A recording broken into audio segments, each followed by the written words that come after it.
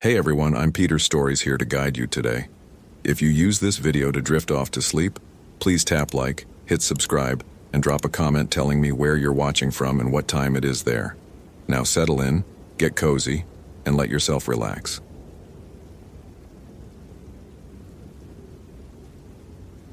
Christopher Anderson's phone vibrated against the truck's dashboard at 4:47 p.m., the screen casting pale light across his weathered hands. He'd been parked at the Hoh Rainforest Ranger Station for 20 minutes, engine off, watching rain bead on the windshield. The call was from a number he didn't recognize. Anderson. Mr. Anderson. This is Robert Parker. My son. The voice cracked, reformed. They said you were the best. They said if anyone could find him, it would be you. Chris closed his eyes. Through the phone, he could hear the particular species of panic that came from a parent whose child had been missing too long. He'd heard it before, in another forest, another life. Tell me about your son, Mr. Parker. Ethan, 17. He's with his school group. Was with them. Junior class camping trip. They've been looking for 8 hours. Robert Parker's words came faster now, tumbling over each other. The other rangers, they're good people, but they keep saying things like grid search and probability zones, and I need someone who understands that my boy is out there right now, getting colder, getting scared. Mr. Parker. Chris kept his voice level, professional. I'm going to find your son, but I need you to slow down and give me the details. The rain intensified, drumming against the truck's roof. Chris grabbed a notepad from the glove compartment. Not the department-issued tablet, but actual paper, because batteries died and screens cracked, and sometimes the old ways worked better. Ethan Parker, 5'9", 140 pounds. Last seen at 8:30 a.m. on the Hoh River Trail, approximately 3 miles from the trailhead. Wearing a red North Face jacket, blue jeans, hiking boots. The group had stopped for a water break. When the teacher did a head count 10 minutes later, Ethan was gone. No answer when they called his name. No response to whistle signals. The Park Service has 6 rangers searching, Robert said. But you've done this before. In Montana, they said. You found that girl when everyone else had given up. Chris's hand tightened on the phone. I'll be at the command post in 15 minutes. He didn't mention that the girl in Montana had been found too late. Didn't mention the 3 days he'd spent in psychiatric evaluation afterward, trying to explain to doctors what he'd seen in those woods. Didn't mention that he'd requested a transfer to Washington specifically because Olympic National Park was 3 states away from those memories. The command post was a circus of organized chaos. 2 SAR volunteers huddled over a topographic map spread across a folding table, marking grid sectors with red grease pencil. A K9 handler worked with a German Shepherd near the trailhead, letting the dog sniff a t-shirt sealed in a plastic bag. Park Superintendent Jennifer Walsh stood apart from the others, radio pressed to her ear, her face tight with the kind of stress that came from knowing the first 24 hours were critical, and 8 of them were already gone. She saw Chris approaching and ended her radio call mid-sentence. Anderson, thank God. She met him halfway, lowering her voice. Parker's father called you directly? He did. The family's connected. Robert Parker served 2 tours in Afghanistan.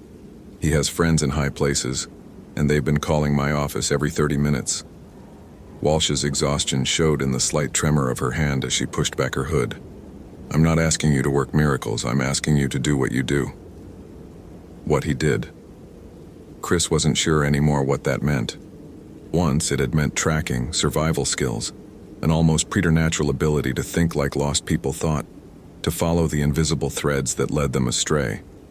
But after Montana, after seeing things that shouldn't exist outside of fever dreams, he wasn't sure if his instincts were gifts or symptoms. Show me what you got.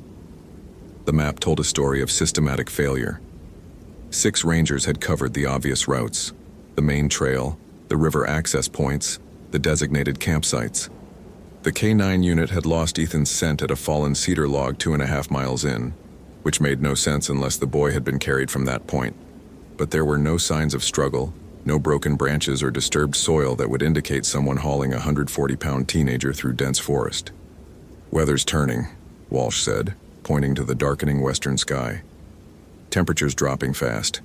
We've got maybe 2 hours of decent light left." Chris studied the map, his finger tracing the contour lines. The Hoh River Trail followed the valley floor, but there were dozens of game trails branching off into the old-growth forest. A disoriented kid could wander into that maze and walk in circles for days. The trees here grew so thick that sunlight barely penetrated, moss hanging from branches in curtains of green that absorbed sound and turned the forest into a cathedral of silence. "Did anyone check the Spider Lake route?" Walsh frowned. "That's off trail. Kid would have to deliberately leave the marked path. So would be the case for half the places you've already searched." Chris tapped a ridgeline north of the main trail. "If I'm 17 and want to impress my friends, I'm not sticking to the baby trail. I'm going somewhere interesting." "The Spider Lake area." Walsh hesitated. "We've had problems there before." "What kind of problems?" 3 years ago, a hiker reported hearing voices. Thought someone was in distress, followed the sound for 2 hours. Nearly died of exposure before we found him. Said the voices led him in circles. Walsh's expression was carefully neutral. "Then last year, a couple camping near Spider Creek both reported nightmares. Same nightmare, same night. They packed up at dawn and refused to tell us what they'd dreamed about." Chris felt something cold settle in his stomach. "And you didn't think this was relevant to brief the search teams?" "Because it sounds crazy, Anderson, and we don't make search decisions based on campfire stories." But Chris knew better than most that crazy and impossible weren't always synonyms. He grabbed a handheld GPS unit from the equipment table and checked the battery. 78%. His pack was already loaded. First aid kit, emergency blanket, water filter, rope, headlamp, extra batteries. The Motorola radio on his belt crackled with periodic check-ins from the search teams. All negative. No signs of Ethan Parker. "I'm going to Spider Lake," Chris said. Walsh nodded slowly. "Radio check every 30 minutes. If I don't hear from you by nightfall, I'm pulling you out." "Understood." "And Anderson?" She lowered her voice. "I read your file. I know what happened in Montana. If you start feeling off, I need you to turn back immediately. No heroics." Chris didn't answer. He adjusted his pack straps and headed for the trailhead. The Hoh rainforest lived up to its name. Rain filtered through the canopy in a steady drizzle that never quite became a downpour but never stopped. Within minutes, Chris's jacket was dark with moisture. The trail was a ribbon of mud winding between Sitka spruce and western hemlock, some of them over 300 feet tall and wide enough that it would take 4 people joining hands to circle their trunks. Moss covered everything, branches, fallen logs, even the rocks in the river, creating an ecosystem that seemed more underwater than terrestrial. Chris moved quickly but carefully, his eyes scanning for any sign of passage. At the 2-mile mark, he left the maintained trail and pushed into the understory. Here the forest became something else entirely. The canopy closed overhead, reducing daylight to a greenish twilight. Sounds changed too. The distant rush of the Hoh River faded to a whisper, replaced by the drip, drip, drip of condensation and the occasional crack of a branch settling. His radio crackled. "Command to Anderson. Radio check." "Anderson here. 2.3 miles in, heading north-northwest towards Spider Lake drainage. No signs yet." "Copy that. Weather update. Front moving in faster than predicted. We're looking at heavy rain by 1900 hours." Chris clicked acknowledgement and kept moving. The GPS showed him as a blue dot on a screen otherwise empty of trails or landmarks. He was navigating by topography now, following the subtle rise and fall of the land, using the moss patterns on trees to maintain his bearing. North-facing sides grew thicker moss, an old woodsman's trick that worked until it didn't, until you found yourself somewhere deep enough that the usual rules bent. At 3.7 miles, he found the first anomaly. A hemlock sapling, maybe 8 feet tall, had been stripped of its bark in a perfect spiral from base to crown. The exposed wood underneath was pale, almost luminescent in the dim light. Chris knelt beside it, running his fingers over the smooth surface. No tool marks, No sign of animal activity, just bare wood spiraling upward like a barber's pole. He keyed his radio. Anderson to command. Found something unusual. Tree stripped in a helical pattern. Deliberate, not natural. Static, then Walsh's voice. Could be elk rubbing, it's rut season. Negative, patterns too clean, too intentional. A pause. Mark the location and continue. Let me know if you find more. Chris used his knife to blaze the tree, a simple X cut into the bark at eye level, and moved on. The forest seemed to press closer now, the spacing between trees tightening. He checked his compass, bearing 342 degrees, still generally north. But something felt wrong. The quality of light had changed, becoming flatter, directionless. He looked up and saw nothing but green canopy, no hint of sky.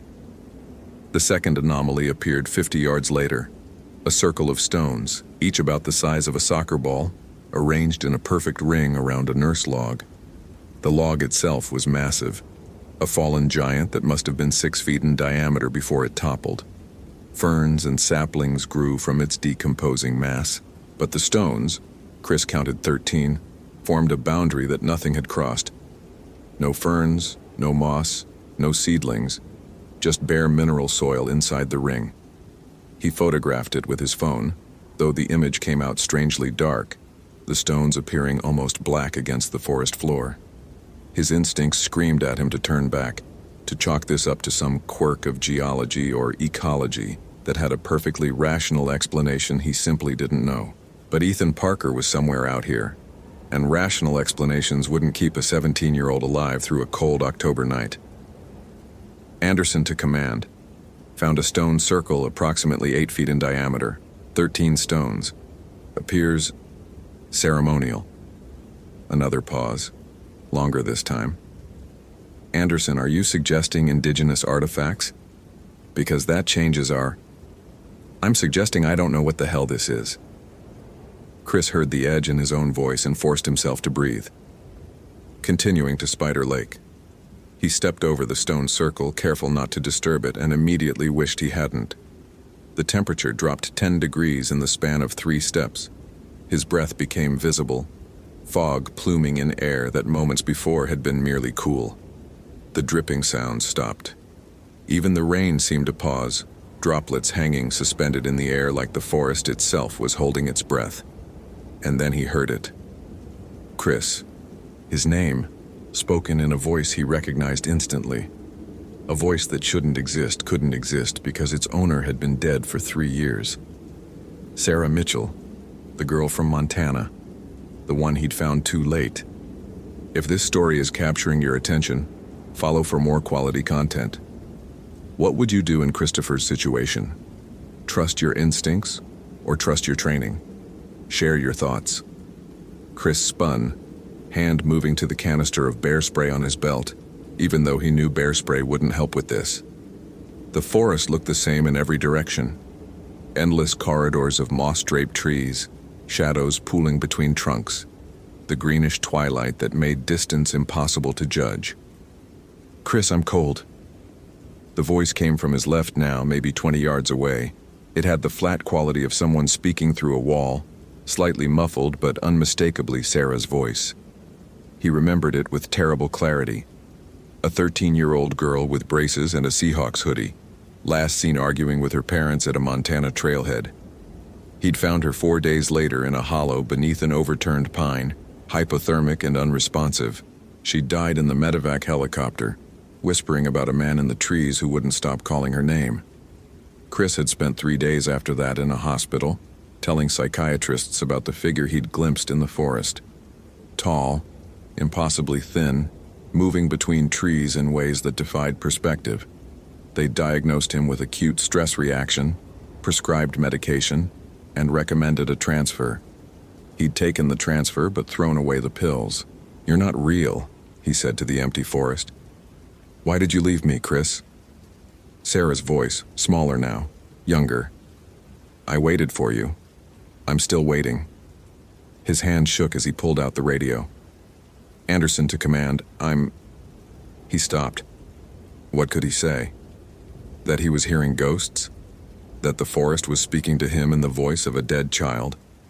Walsh would pull him out immediately, and Ethan Parker would spend the night alone in these woods. Disregard. Continuing search. He forced himself to move forward, each step deliberate. The GPS showed him still tracking north, approaching the Spider Lake drainage. Elevation 1,147 feet, bearing 338 degrees. Numbers and data, concrete things to hold on to while reality frayed at the edges. The trees began to change. Their bark turned darker, almost black in places, and the moss grew in strange patterns, geometric shapes that reminded Chris of circuit boards or alien languages. He'd seen forests across the western United States, from California redwoods to Alaska's taiga, and he'd never seen anything like this. It was as if the forest was becoming something other than forest, transforming into a space that followed different rules. "Ethan," Chris called, his voice swallowed by the dense air. "Ethan Parker, can you hear me?" No response. Just the resumed drip, drip, drip of rain and the whisper of wind through branches that didn't move. He found the third anomaly at the edge of Spider Creek. Ethan's red North Face jacket, folded neatly on a flat boulder beside the water. Not discarded in panic, not torn from a struggle, but placed deliberately, sleeves aligned, hood smoothed flat. Chris approached slowly, every instinct screaming trap. He checked the area for tracks, for any sign of how the jacket had arrived here. Nothing. The creek bank was soft soil, perfect for footprints, but showed no disturbance. He keyed his radio. "Command, I've got Ethan's jacket. Spider Creek, approximately 4.1 miles from Trailhead." He read off the GPS coordinates. No sign of the boy himself. Walsh's voice came back tight with controlled urgency. "Is there blood? Any indication of injury?" Chris lifted the jacket, carefully checking the fabric. Negative, it's clean, dry, folded. He paused. "Superintendent, something's very wrong here." Define wrong. How to explain? The impossible cold, the voices, the way the forest seemed to pulse with malevolent intelligence. The jacket was placed here, not dropped, not lost. Someone or something arranged it. "Are you suggesting abduction?" "I'm suggesting we're not dealing with a lost hiker scenario." A long silence, filled with static and the distant sound of Walsh consulting with others. Finally, "Anderson, I'm sending backup your way. Johnson and Martinez are en route to your position. ETA 45 minutes, do not proceed alone." That's 45 minutes Ethan doesn't have. That's a direct order, Ranger. Hold position and wait for... Chris turned off the radio. He knew he'd pay for it later. Probably lose his job. Definitely face disciplinary action. But he also knew with absolute certainty that Ethan Parker was close, that the boy was still alive, and that conventional search and rescue protocols wouldn't reach him in time. Whatever lived in these woods operated by different rules, and Chris had encountered those rules before. He left the jacket on the boulder and followed Spider Creek upstream. The water ran black, reflecting nothing, its surface smooth as glass despite flowing over rocks. Unnatural. Everything here was unnatural, from the geometric moss patterns to the temperature gradient that put frost on ferns while rain still fell. He was walking deeper into something that shouldn't exist, and every cell in his body screamed at him to turn back. "Chris, help me." Sarah's voice again, directly ahead now. Not from the trees, but from the creek itself, as if the water had learned to speak. Chris pulled his flashlight despite the remaining daylight, needing its solid beam to prove the world was still made of matter and light. "You're not Sarah," he said aloud. "Sarah is dead. So is Ethan. So are you. We're all dead here, Chris. This is where dead things come to grow." The beam of his flashlight caught something in the water. Pale, elongated, moving with the current, but not like debris. More like fingers, reaching up through the black surface. Chris jerked the light away, his heart hammering. Not real. Stress hallucination. Acute anxiety brought on by trauma and exhaustion. All the explanations his Montana psychiatrist had given him. Neat clinical terms for the brain's refusal to process impossible events. But the fingers remained at the edge of his vision, beckoning. He climbed a rise beside the creek, using exposed roots as handholds. The forest opened slightly here, revealing a small clearing perhaps 30 feet across. In the center stood a western red cedar, ancient and massive, its bark scarred with what looked like claw marks. No, not claw marks. Letters, carved deep into the wood, weathered but still legible. Turn back. Feed the voice. Leave offering, save yourself. The words spiraled up the trunk, dozens of warnings in different handwriting, different languages. Chris recognized English, Spanish, what might have been French or Portuguese. Some of the carvings looked decades old, the wood healed around them. Others were fresh, sap still weeping from cut bark. His hands trembled as he added his own message with his knife. Ethan Parker, 10/18/2018. Why do you keep fighting, Chris? The voice wasn't Sarah's anymore. It had shifted, become something older and stranger, a sound like wind through hollow trees. Chris turned slowly, flashlight raised. There was nothing behind him, nothing in the clearing. But the tree, the ancient cedar with its spiral of warnings, was different. The bark rippled, patterns flowing like water, and for just a moment Chris saw faces in the grain, dozens of them, maybe hundreds, pressed against the wood from inside as if the tree contained multitudes. Every year someone comes, the voice said. Every year they bring me what I need. A hiker who wanders too far, a camper who hears the call. They feed me their warmth, their breath, their precious certainty that they exist. And I grow stronger. Chris backed away from the tree, his flashlight beam shaking. Where's Ethan? Closer than you think. Farther than you can reach. A sound like laughter, dry leaves rustling. He heard me calling with his mother's voice. She's been dead 2 years. Cancer. Very sad. And he misses her so much it makes a hole inside him. I fill holes, Chris. I fill all the empty places. Let him go. Why would I do that? He's mine now. Just like you're mine. Just like everyone who enters my woods belongs to me eventually.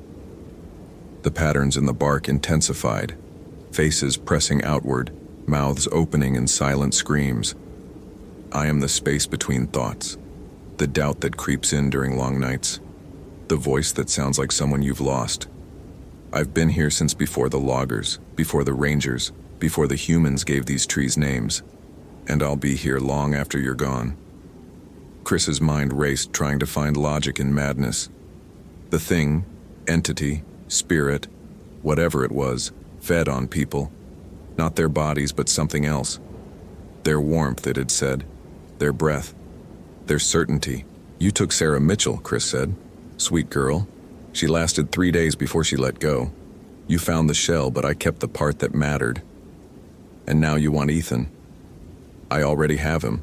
He's been mine since dawn, walking in circles, hearing his mother getting colder and weaker with each hour. By now he's barely conscious. By midnight he'll cross over completely. Then why are you talking to me? The laughter came again, louder.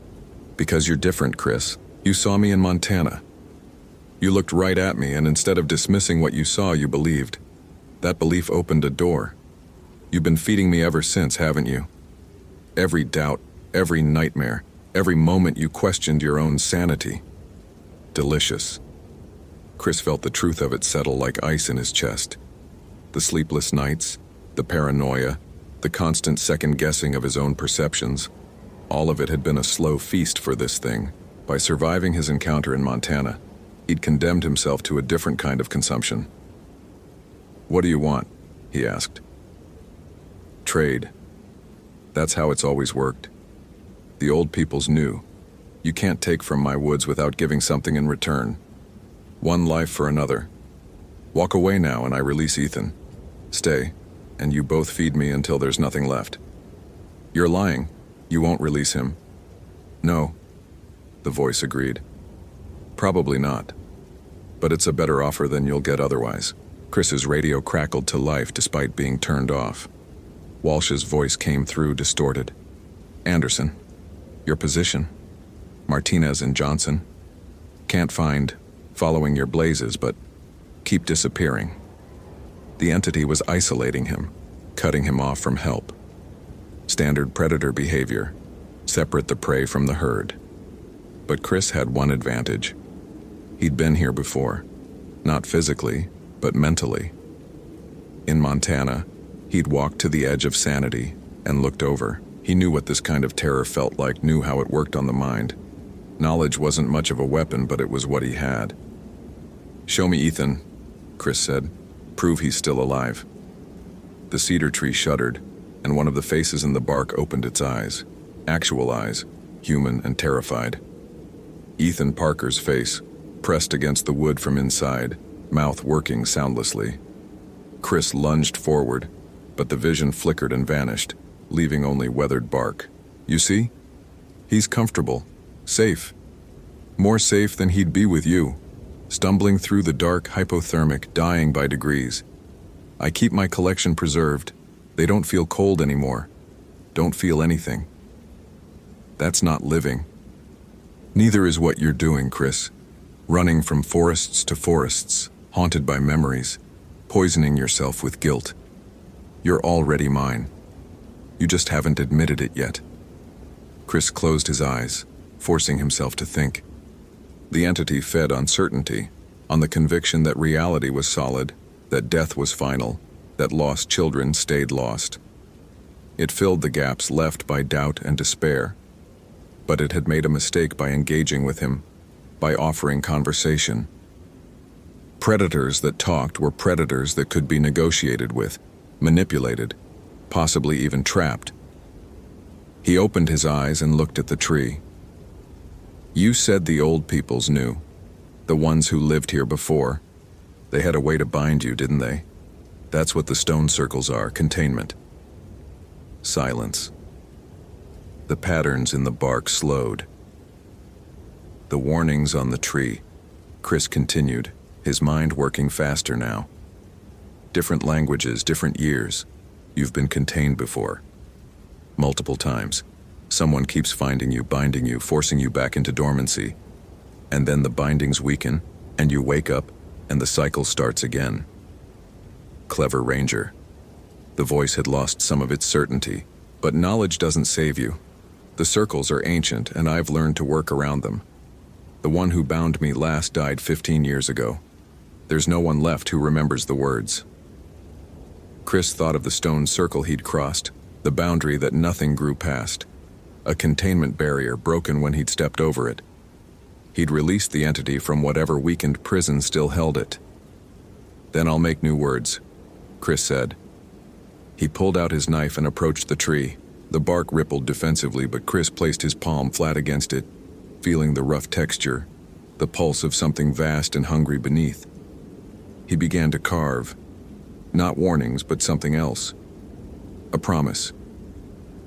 "I, Christopher Anderson, offer a trade. My certainty for Ethan Parker's life. My belief for his freedom. Everything I know to be real, I surrender. In exchange, you return the boy unharmed to his father." That's not how this works. The old peoples made bargains with you. Why else would you honor their circles for centuries? You're bound by rules, by the structure of deals and trades. So here's my deal. Take what you want from me, but give Ethan back. Chris carved deeper, his own blood mixing with the tree's sap. His hands moved with certainty he didn't feel, cutting symbols that came to him from somewhere beyond conscious thought. Maybe from the forest itself. Maybe from the collective knowledge of everyone who'd ever faced this entity. Circles within circles, spirals that ended and began in the same place. "You'll lose everything," the voice whispered, and now it sounded almost concerned. "Your memories, your sense of self, your ability to trust your own perceptions. You'll spend the rest of your life wondering what's real. It will be a living death." "Probably," Chris agreed. "But Ethan Parker goes home to his father tonight." The tree shuddered violently. The faces in the bark multiplied, pressing outward, screaming silent protests. The temperature plummeted further, frost spreading across the ground in intricate patterns. Chris kept carving, his fingers numb, blood running down the blade. "Agreed." The word boomed through the clearing, through Chris's bones, through the fabric of the forest itself. The cedar split down its center with a sound like a gunshot, and Ethan Parker tumbled out onto the moss, gasping, alive, his red jacket missing but otherwise unharmed. Chris dropped his knife and ran to the boy, checking for injuries. Ethan's eyes were unfocused, his lips blue, but his pulse was strong. He was hypothermic but savable. "Ethan, can you hear me? I'm Chris. I'm a ranger. Your dad sent me to find you." The boy's eyes found Chris's face. "Mom?" he whispered. "I heard Mom. That wasn't your mom. But you're safe now. We're going home." Chris pulled the emergency blanket from his pack and wrapped it around Ethan, then keyed his radio. "Command, this is Anderson. I have Ethan Parker, alive. Coordinates." He read off the GPS numbers. "Immediate medevac required. Subject is hypothermic but stable." Walsh's voice came back, clear now, the distortion gone. "Copy that, Anderson. Medevac en route. ETA 12 minutes. You found him?" "I did." "How?" Chris looked back at the cedar tree. It stood whole and unbroken, no sign of the split that had released Ethan. His blood on the bark was gone. The carved symbols had vanished, leaving only the spiral of warnings from previous victims. "Lucky break," Chris said. He lifted Ethan into a fireman's carry and started back toward the main trail. Behind him, he heard the voice one last time, faint as breath. "Our deal is struck, Chris. You'll remember me. Every shadow, every doubt, every moment between sleep and waking. I'm with you now. Forever." Chris kept walking. Each step felt heavier than the last, as if he were carrying more than just a teenage boy. He was carrying the weight of certainty surrendered, of reality negotiated, of a bargain whose terms he didn't fully understand. But Ethan Parker was breathing against his shoulder, and somewhere ahead a father would hold his son again. That would have to be enough. The forest grew lighter as they descended.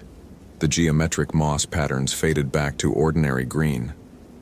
The black water of Spider Creek ran clear. By the time they reached the stone circle, it had been disturbed. Stones scattered as if by animals, the boundary broken beyond recognition. Chris didn't look back. The medevac helicopter lifted Ethan away 20 minutes later, its spotlight cutting through the darkness like a blessing. Robert Parker gripped Chris's hand with both of his own, tears streaming down his face, unable to form words. Chris nodded, extracted himself gently, and walked to where Walsh waited beside the command post. "That was reckless," she said. "Turning off your radio, going against direct orders. I should suspend you." "I know. But you found him.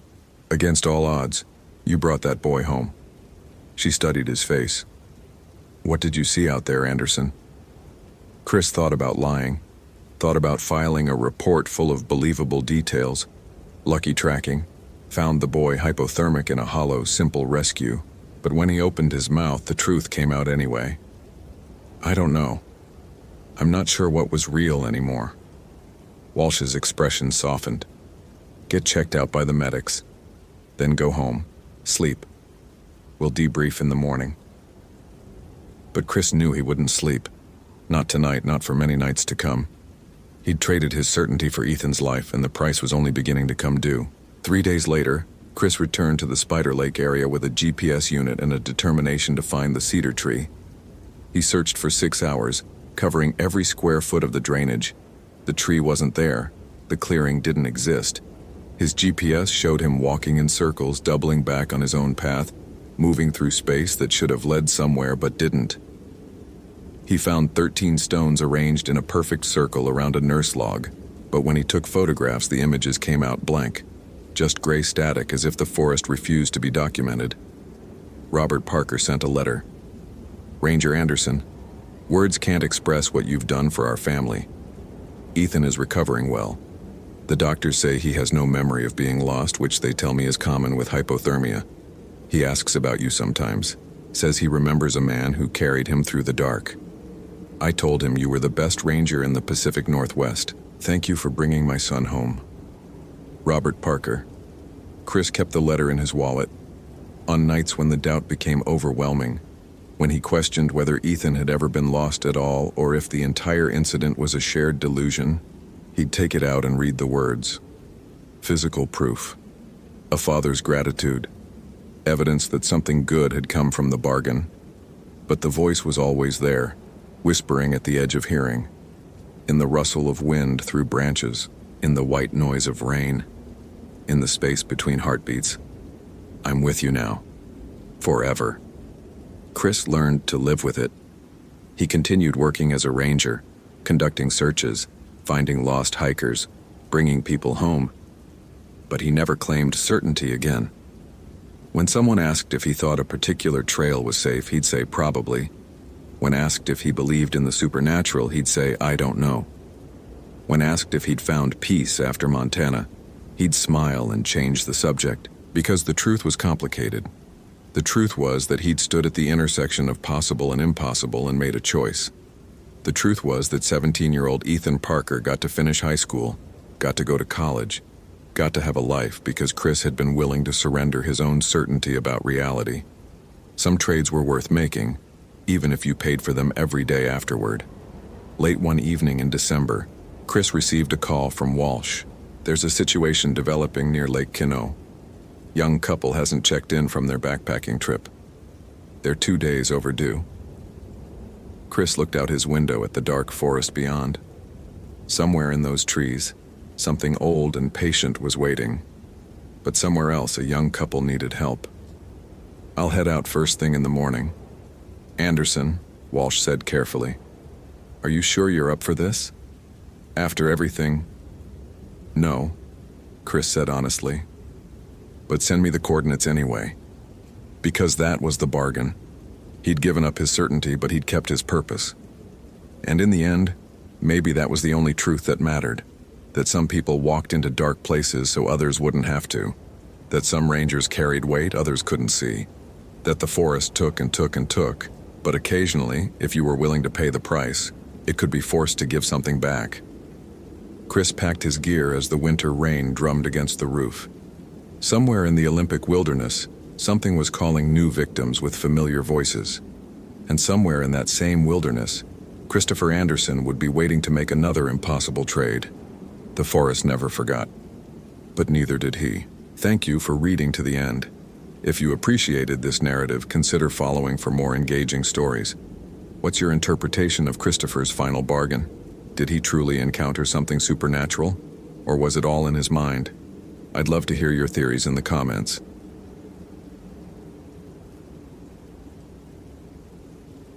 The phone call came at 6:47 a.m., 17 minutes before Christopher Hayes' shift officially started. He stood in the ranger station kitchen, instant coffee dissolving in lukewarm water, when the call transferred from dispatch cut through the morning quiet. Mr. Hayes? The woman's voice fractured on his name. They said you're the best. They said if anyone can find her, it's you. Christopher set down the mug. Through the window, fog pressed against the glass like something trying to get in. Ma'am, I need you to take a breath and tell me. Rachel. My daughter Rachel, she's 16. The school group came back yesterday without her. They're searching, but...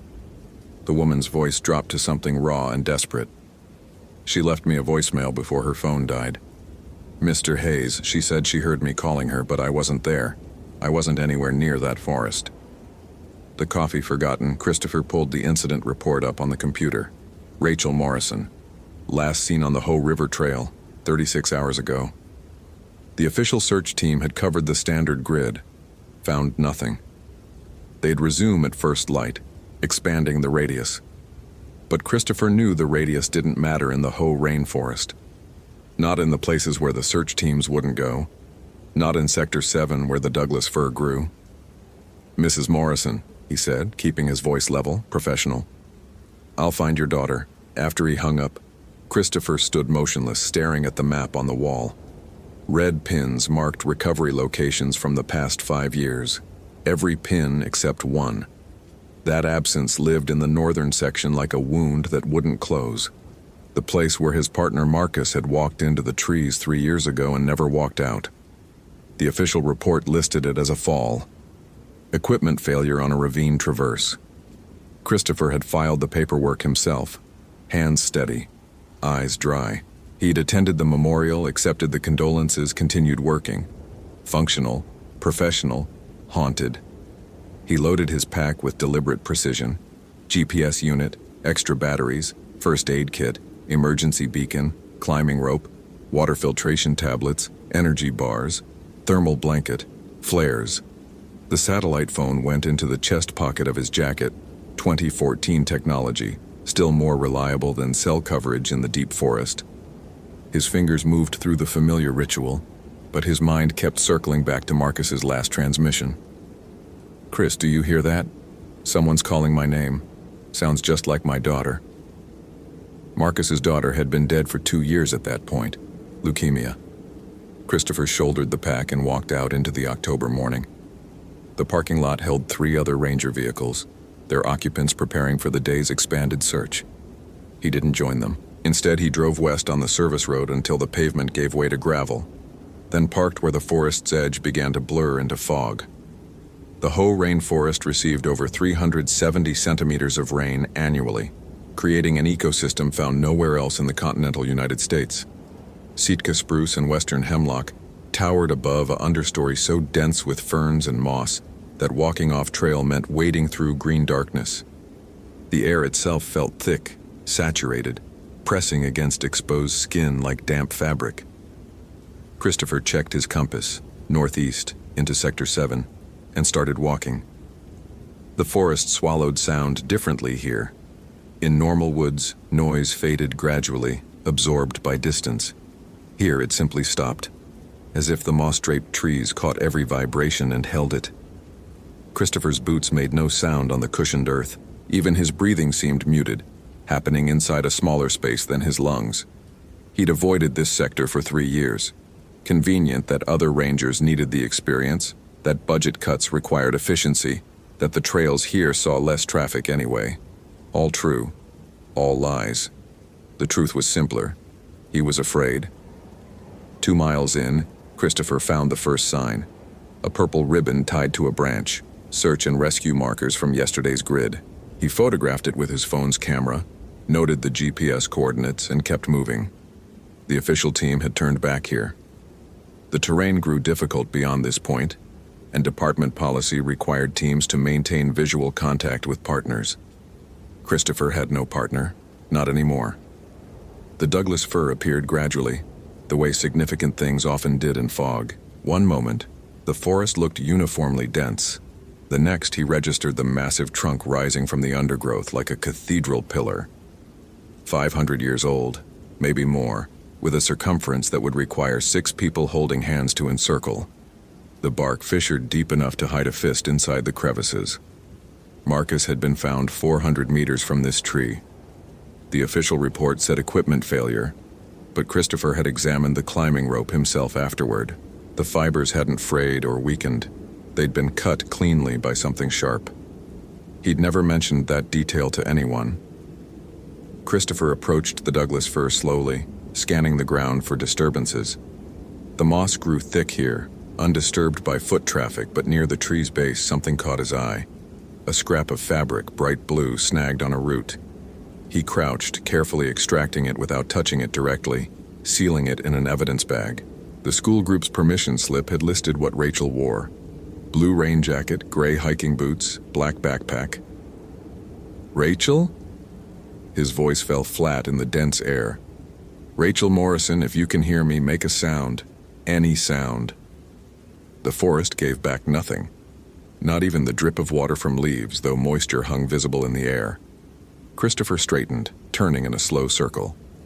The GPS unit showed his exact position: 47.8597 degree AN, 123.936 degree W, elevation 578 feet, but knowing where he stood didn't explain the sensation crawling up his spine, the feeling of being observed by something that didn't blink. He'd felt this before, 3 years ago, standing in almost this exact spot, calling Marcus's name. "I know you're here," Christopher said quietly. "I know what you are." The response came not as sound, but as absence. The already muted forest somehow grew more silent, the fog thickening until he couldn't see more than 30 feet in any direction. Temperature dropped. His breath suddenly visible, condensing in small clouds. Then, Christopher. His mother's voice. Exactly as he remembered it. Warm and slightly worried. The tone she'd used when he was 12 and stayed out past dark. His mother had been dead for 8 years. Christopher's hand went to the satellite phone, fingers closing around its solid weight. Real. Mechanical. Actual. Christopher, honey. I've been so worried. Come closer so I can see you. His feet wanted to move. Every instinct bred into him as a child responded to that voice, to the authority and love it carried. But Christopher had learned something in 3 years of avoiding this place, 3 years of carrying Marcus's death. Instinct could be weaponized. "You're not my mother," he said. The voice shifted, became Marcus. "Chris, man, I've been trying to reach you. I'm hurt. I can't move. Please, I need help." Marcus is dead. Another shift. Younger now, female. "Mr. Hayes? Is someone there? Mom? Mom, I heard you calling." "Rachel." Christopher's throat constricted. The voice sounded so real, so desperate. He forced himself to breathe, to think. The entity imitated voices, fed on emotional response. It had learned Marcus through his grief for his daughter. It had learned his mother through his unresolved loss. It had learned Rachel through her mother's desperate love. "Where is she?" Christopher demanded. "Where's Rachel Morrison?" The fog shifted, and for just a moment he saw a figure. Not clearly, more like a suggestion of human shape, standing near the base of the Douglas fir. Then it was gone. "Find me," Rachel's voice whispered, now coming from a different direction. "Please find me, it's so cold."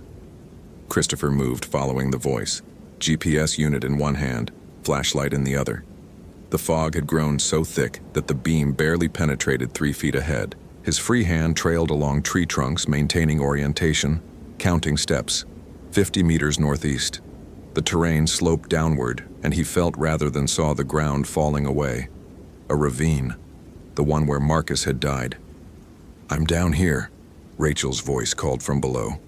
"I fell. I can't climb out." Christopher clicked on his headlamp, adding its light to the flashlight's beam. The ravine dropped 15 feet, its sides slick with moss and moisture. At the bottom, partially obscured by ferns, he saw bright blue fabric. Every protocol screamed at him to call for backup, to establish a safety line, to wait for the team. But 36 hours had passed. If Rachel was injured, hypothermic, every minute mattered.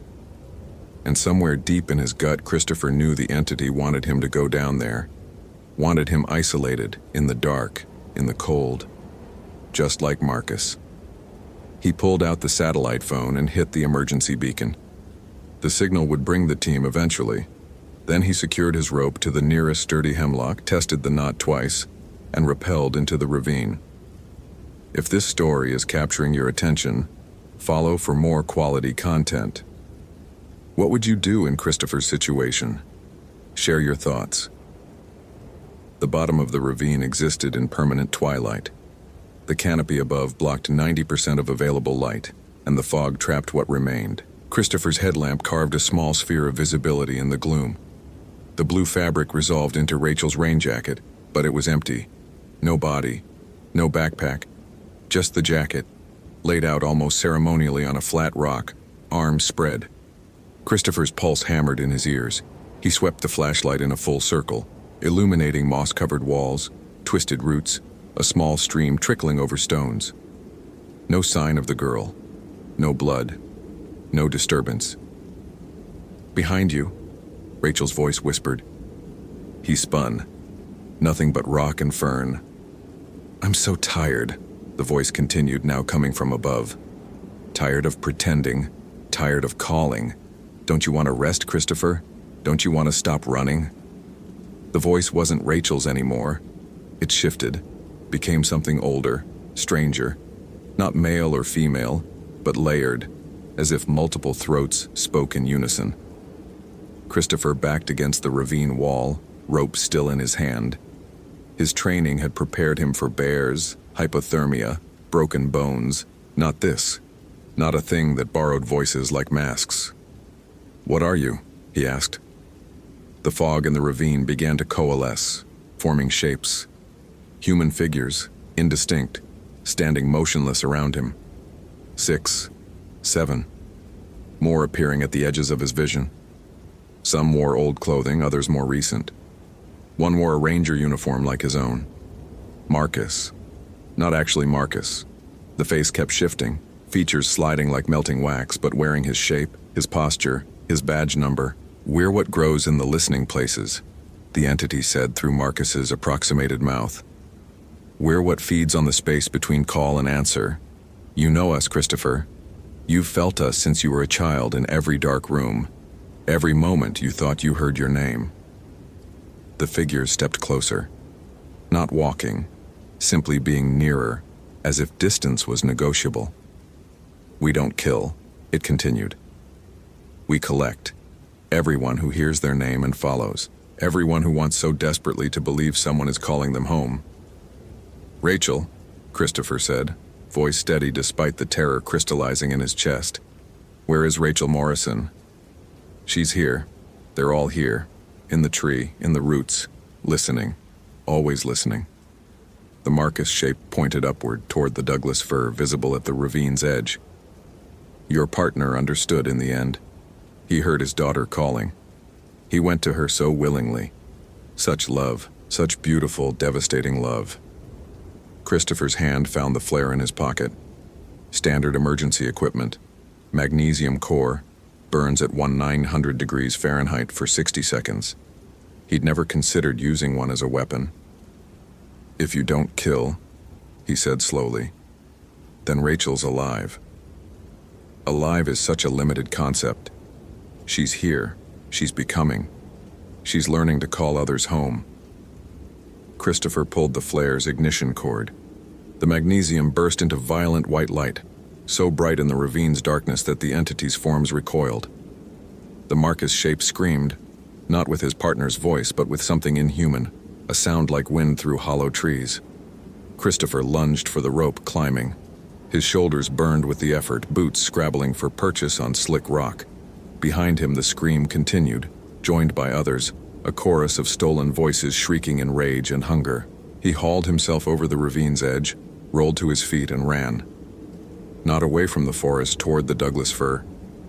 If the entity collected people in the tree, kept them somehow, then Rachel might still be there, might still be findable. The fog tried to thicken around him to slow him, but the flare's light cut through it like a blade. Christopher reached the massive trunk and pressed his hand against the bark. Warm. The tree was warm, pulsing with a heat that had nothing to do with ambient temperature. He pulled out his knife and drove it into the bark. The forest screamed. Not the entity's voice, but the actual trees, a sound that vibrated through root systems and up through his legs, rattling his teeth. The fog convulsed. The ground beneath his feet shuddered. Christopher twisted the knife, prying away a section of bark as long as his forearm. Behind it, inside the tree, he saw pale shapes, faces, pressed against the inner wood like bodies trapped in ice, and one of them near the surface was moving. Rachel Morrison's face, recognizable from the school photo in the missing person report. Her eyes were open, her mouth worked silently. Christopher dropped the knife and used both hands, tearing at the wood, ignoring the splinters driving into his palms. The tree fought back, bark trying to seal itself. But he was stronger, fueled by 3 years of guilt and rage. His fingers found fabric, then an arm, then he was pulling Rachel out of the tree itself. She came free with a wet, tearing sound collapsing against him. Her skin was cold, but her pulse beat steadily against his fingers when he checked her neck. Alive. Actually, alive. The fog entities surrounded them now, shapes solidifying into almost human forms. The Marcus thing stood closest, its face finally settling into his partner's true features. "You can't take her," it said. "She heard the call," she answered. "She belongs to us now." "No," Christopher said. He slung Rachel over his shoulder in a fireman's carry, her weight suddenly precious, real, savable. She belongs to her mother, and you don't get to have her. Then you stay. One for one, the forest feeds. It always feeds. Christopher looked at the thing wearing his dead partner's face. Thought about 3 years of nightmares, of avoiding this sector, of the rope with its 2 clean cuts. Marcus made a choice, he said quietly. He chose to follow a voice he knew was impossible. That was his grief talking, not yours. You didn't make him do anything. You just gave him permission. The entity tilted its head, curious. But I'm not making that choice, Christopher continued. And neither is she. He turned and walked away from the Douglas fir, carrying Rachel, moving as fast as the terrain allowed. The fog tried to confuse him, but the GPS unit in his pocket kept its steady count of coordinates. Behind him, the entities followed but didn't close the distance. They were testing him, waiting for him to stop, to listen, to hear his name in a voice he couldn't resist. Christopher kept walking, one foot in front of the other, Rachel's breathing steady against his back, the weight of her the only thing that mattered. When he finally saw flashlight beams cutting through the fog ahead, heard voices calling his name. Real voices, radio distorted and worried. Something in his chest loosened. "Here," he shouted. "I've got her." The search team materialized from the fog, and Christopher lowered Rachel carefully into a paramedic's waiting arms. She was hypothermic, dehydrated, her hands covered in shallow scratches, but alive. The team wrapped her in thermal blankets, started an IV, loaded her onto a stretcher. "How'd you find her?" one of the rangers asked. Christopher looked back toward the Douglas fir, now invisible in the fog. "I knew where to look," he said. That night, after the hospital confirmed Rachel would make a full recovery, after he'd filed the incident report and answered the questions, Christopher stood in the ranger station and stared at the map on the wall. The red pins marking recovery locations, the absence in Sector 7. He pulled a new pin from the drawer, green for successful recovery, and pressed it into the map at the coordinates of the Douglas fir. One pin. Not closure exactly, but acknowledgement. His phone buzzed. A text from Mrs. Morrison. "Thank you for bringing my daughter home. She says you saved her life. She also says you should listen to your mother. She's worried about you working too hard." Christopher stared at the message, then deleted it. Rachel didn't remember being inside the tree. The doctors said hypothermia could cause hallucinations, false memories. The official report would list exposure and disorientation. Christopher wouldn't contradict it, but he'd seen her face pressed against the wood. He'd felt the tree's warmth. He'd heard the forest scream. And late at night, when the station was empty and the fog pressed against the windows, Christopher sometimes heard his mother's voice calling his name. Warm and worried, exactly as he remembered. He never answered. But he always listened, making sure no one else did either. Thank you for reading to the end. If you enjoyed this narrative, consider following for more engaging stories. What's your interpretation of what really happened in the Hoh rainforest? I'd love to read your theories in the comments.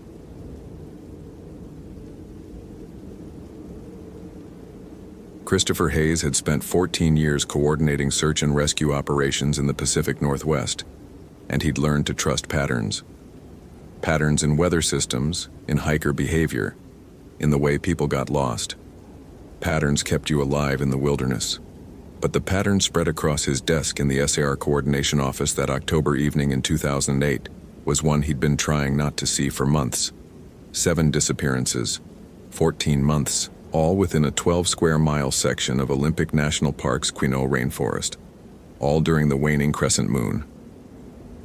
Christopher rubbed his eyes, the fluorescent lights of the ranger station buzzing overhead like trapped insects. Outside, the ancient Sitka spruces stood sentinel in the gathering darkness, their massive trunks disappearing into the perpetual mist that gave the temperate rainforest its otherworldly quality. He'd convinced himself the clustering was coincidental. Olympic received over 3 million visitors annually. People vanished in wilderness areas it happened. But Sarah Mitchell's disappearance 3 days ago had finally forced him to overlay all 7 cases on a single map, and now he couldn't unsee what the data screamed at him. They'd all vanished from the same area, a remote section of trail between Graves Creek and the Enchanted Valley, where the forest grew so dense that even at noon, the canopy reduced sunlight to a perpetual twilight. More disturbing were the details in the case files. Experienced hikers, all alone, all carrying proper gear and communication devices that simply stopped transmitting. No distress calls, no bodies, just gone. Sarah Mitchell had been the exception in one critical way. She'd managed to trigger her emergency beacon for exactly 47 seconds before it cut off. The last transmission placed her 3 miles off trail in a part of the forest so old and undisturbed that it wasn't on any modern map. Christopher had led the initial search himself, a 20-person team with dogs and thermal imaging. They'd found her pack at the base of a massive western red cedar, contents scattered as if she'd been interrupted mid-task. Her water bottle was open, half drunk. Her map was weighted down with stones, spread flat like she'd been studying it. But Sarah herself had simply evaporated. What the team had found, though, made Christopher's methodical mind stumble over itself, trying to rationalize. The tree, that ancient cedar, had marks carved into its bark. Not recent vandalism, but deep grooves that had been there for decades, maybe centuries, the bark growing around them in thick, gnarled patterns. The symbols meant nothing to Christopher, but their deliberate placement in a perfect circle around the tree's base suggested intentionality, ritual. Inside that circle, the ground was wrong.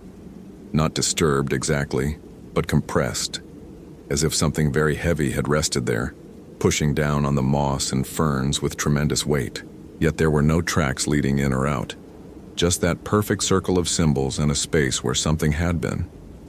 Christopher had photographed everything, measured the compressed area, exactly 9 feet in diameter, documented the symbols. Then he'd ordered his team to expand the search radius, following protocol, being rational. But that night, back at the station, he'd made the mistake of pulling the files on the previous 6 disappearances. Each search had noted unusual findings. Strange marks on trees, areas where the forest seemed off in ways searchers struggled to articulate, malfunctioning equipment, GPS units spinning uselessly, radios filled with static that almost sounded like breathing, cameras capturing nothing but white light despite working perfectly hours before. More troubling were the incident reports he found buried in old files, testimonies from witnesses he'd never been shown. A hiker who claimed the last victim, a man named Marcus Webb, had been talking to the trees before wandering off trail. Another witness who'd seen victim number 3, Jennifer Sato, standing motionless in a clearing, watching something that wasn't there. These statements had been filed away, dismissed as unreliable. People saw what they expected to see in wilderness emergencies. Stress did things to perception, but 7 times. 7 witnesses describing victims acting strangely before vanishing in the same 12 square miles during the same lunar phase. Christopher pulled up the park's historical database going back decades. Olympic National Park had been established in 1938, but the land itself had belonged to the Quinault and Quileute peoples for thousands of years. The area where Sarah vanished, where all 7 had vanished, had a name in the old records: Scalep's Ground. The notation was brief, added by a ranger in 1952. Local Quinault elders request visitors avoid this area. Cultural significance. No further explanation, no follow-up. Just a polite suggestion that had been completely ignored by trail planners when they'd extended the Graves Creek trail system in the 1970s. Christopher wasn't superstitious. He'd grown up in Seattle, studied forestry and emergency management at University of Washington, spent his career dealing with the concrete realities of wilderness rescue. He believed in hypothermia and dehydration, in bear attacks and falls, in the 100 mundane ways the wilderness killed people. He did not believe in cultural taboos or sacred ground or forest spirits, but he was starting to believe in patterns. At 11 p.m. he drove home to his apartment in Quinault, stopping only to grab lukewarm coffee from the 24-hour gas station where the attendant, a Quinault man in his 60s named Joe Tallfeather, gave him a long look as he paid. You're working the Mitchell case, Joe said. It wasn't a question. Yes. Do you know something? Joe's weathered face was carefully neutral. I know you should stop looking where you're looking. I have to find her. It's my job. Your job is to find people who can be found. Joe handed Christopher his change with deliberate slowness. Some places in the forest, they're not for us anymore. Haven't been for a long time.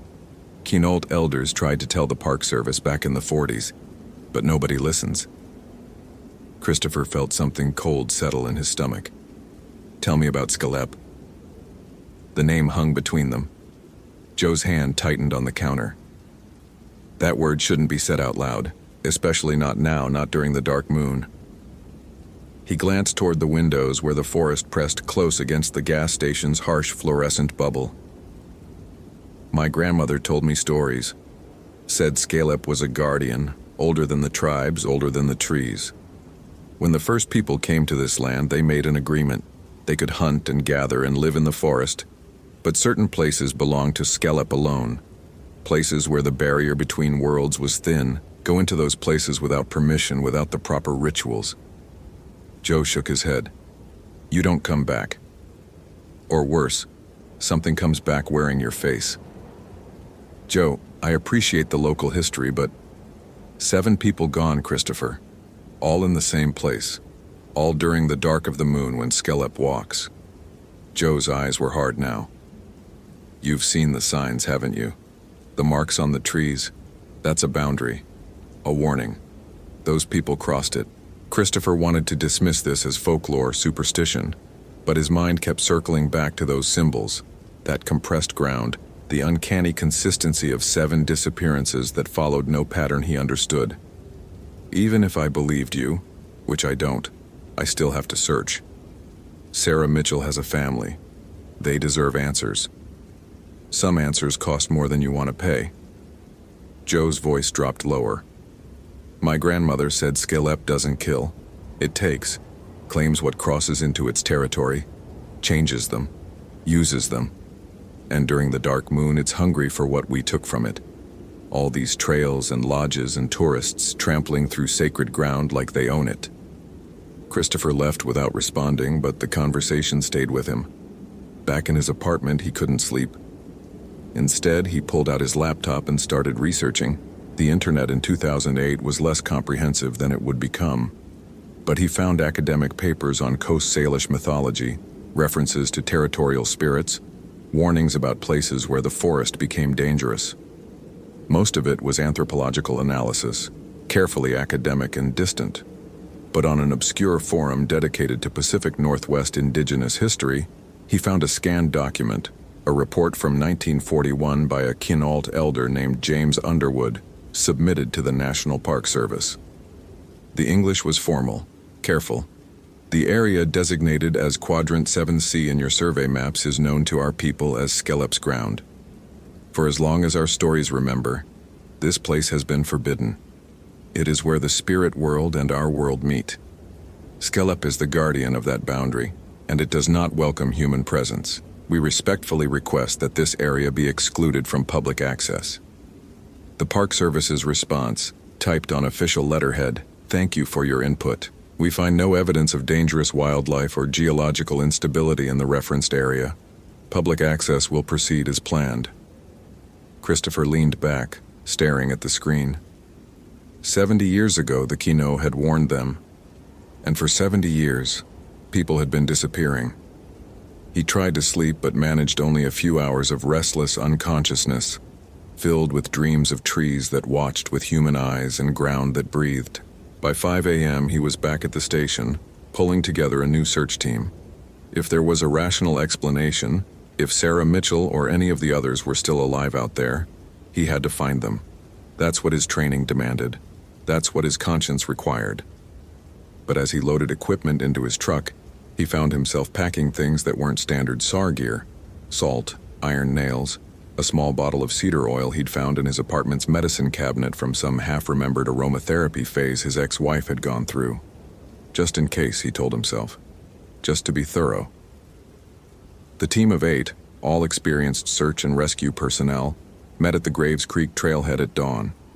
Christopher briefed them using only the official facts. Missing hiker, last known position, standard grid search protocol. He didn't mention patterns or warnings or Quinault elders.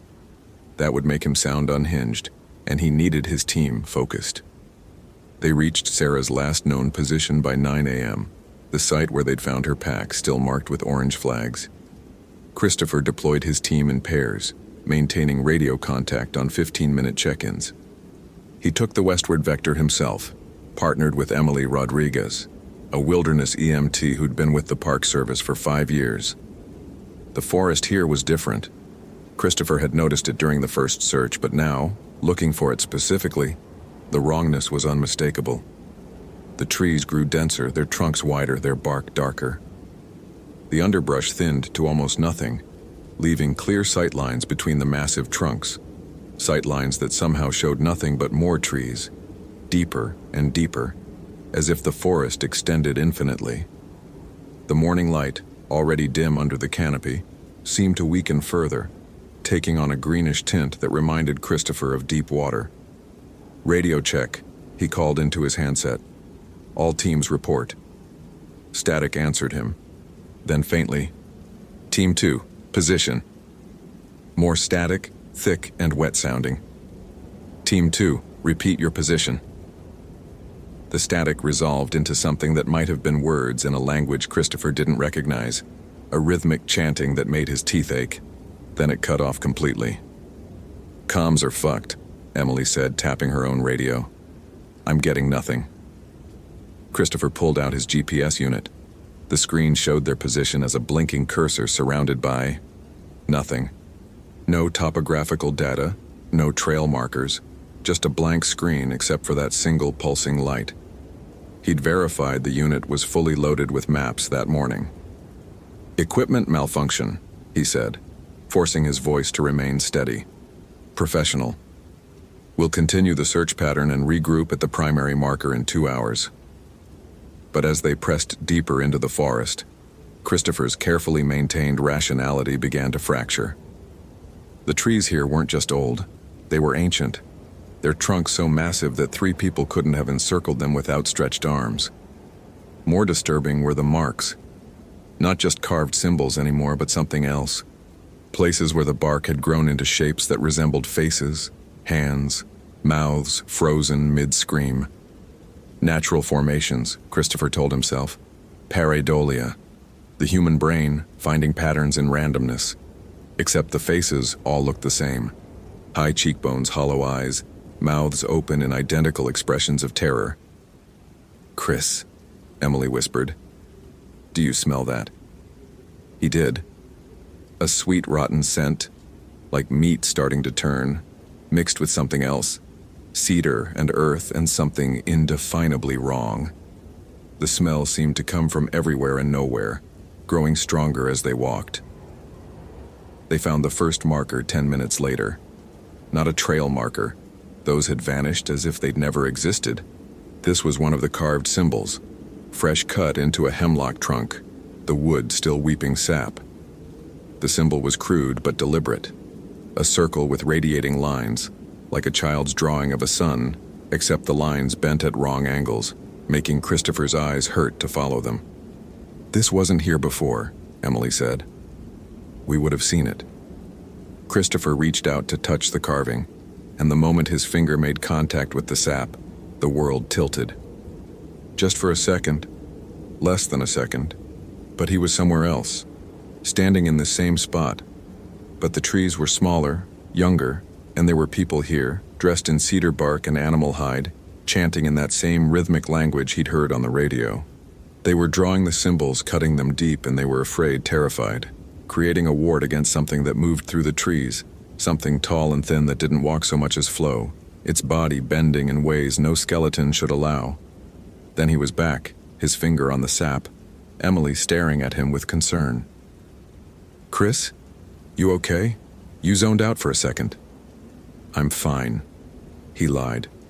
His heart was hammering. What the hell was that? Hallucination? His rational mind scrambled for explanations. Low blood sugar, stress, carbon monoxide from some unknown source. Not a vision. Definitely not a fucking vision of ancient indigenous people performing protective rituals against something that shouldn't exist. They continued searching, but Christopher's professional detachment was crumbling. Every few hundred feet they found more symbols, sometimes carved into trees, sometimes arranged in patterns on the ground using stones or bones, deer bones, bird bones, and once, horrifyingly, what looked like human finger bones arranged in a spiral. Emily wanted to call it in, but their radios remained dead. When Christopher checked his watch, the hands were spinning backward. "We need to head back," he said. "Regroup with the team." But finding their way back proved impossible. The forest had become a maze of identical massive trees in that sickly green light. Christopher's compass spun uselessly. His GPS remained blank. Even his sense of direction, honed by years of wilderness work, failed him completely. Every direction looked the same, and after 20 minutes of walking, they passed the same spiral of finger bones they'd seen before. "We're going in circles," Emily said, and Christopher heard the edge of panic in her voice. He was about to respond when he saw it. Movement between the trees, perhaps 50 yards ahead. Human-shaped but wrong, too tall and too thin, moving with a liquid grace that made his hindbrain scream danger. It was there for just a moment, then gone behind a massive cedar. "Sarah?" Emily called out. "Sarah Mitchell?" "Don't," Christopher said, grabbing her arm. Every instinct told him not to draw attention, not to call out, not to acknowledge what they'd seen, but Emily pulled free, moving toward where the figure had vanished. "Someone's out there. It could be her." Christopher followed, his hand dropping to the canister of bear spray on his belt. Useless, probably, against whatever they'd glimpsed, but holding it made him feel slightly less helpless. They rounded the cedar and stopped. The figure stood in a small clearing, its back to them. It was tall, easily 7 feet, wearing what looked like Sarah Mitchell's jacket. But the proportions were all wrong. The arms too long, hanging down past where knees should be. It stood perfectly still, and Christopher realized with mounting horror that it wasn't breathing, just standing there motionless as the trees around it. "Sarah?" Emily whispered. The figure turned, and Christopher's mind rebelled against what he saw. The jacket was Sarah's, yes, stained with mud and torn. But the thing wearing it wasn't human. Its skin was the color of old bark, gray-brown and deeply textured. Its face was an approximation of human features, eyes, nose, mouth, but stretched and flattened, like someone had pressed a human face into wet clay and then pulled it long. The eyes were solid black, no whites, no pupils, just depthless darkness that seemed to drink in the sickly light. It opened its mouth, and Sarah Mitchell's voice came out. "Help me. Please. I'm lost." The voice was perfect, exactly right, but the mouth didn't move correctly, the lips forming shapes that didn't match the sounds. Emily took a step forward, and Christopher grabbed her again, harder this time. "That's not her," he said. The thing's head tilted, and more words came in Sarah's voice. "It's me. I'm scared. Please help me." But even as it spoke, its body was changing, the jacket sliding off as its skin rippled and shifted, arms lengthening further, fingers extending into something more like branches than digits. "Run," Christopher said. They ran, through the trees, over fallen logs, dodging between massive trunks while behind them came sounds that weren't quite footsteps, more like something large dragging itself across the forest floor. Christopher didn't look back. Looking back would mean seeing it clearly, and he knew instinctively that seeing it clearly would break something fundamental in his mind. They burst through a curtain of hanging moss into another clearing, and Christopher skidded to a stop. The clearing was ringed with the symbol-carved trees, forming a perfect circle about 30 feet across. Inside that circle, the ground was wrong, compressed, just like the area where they'd found Sarah's pack.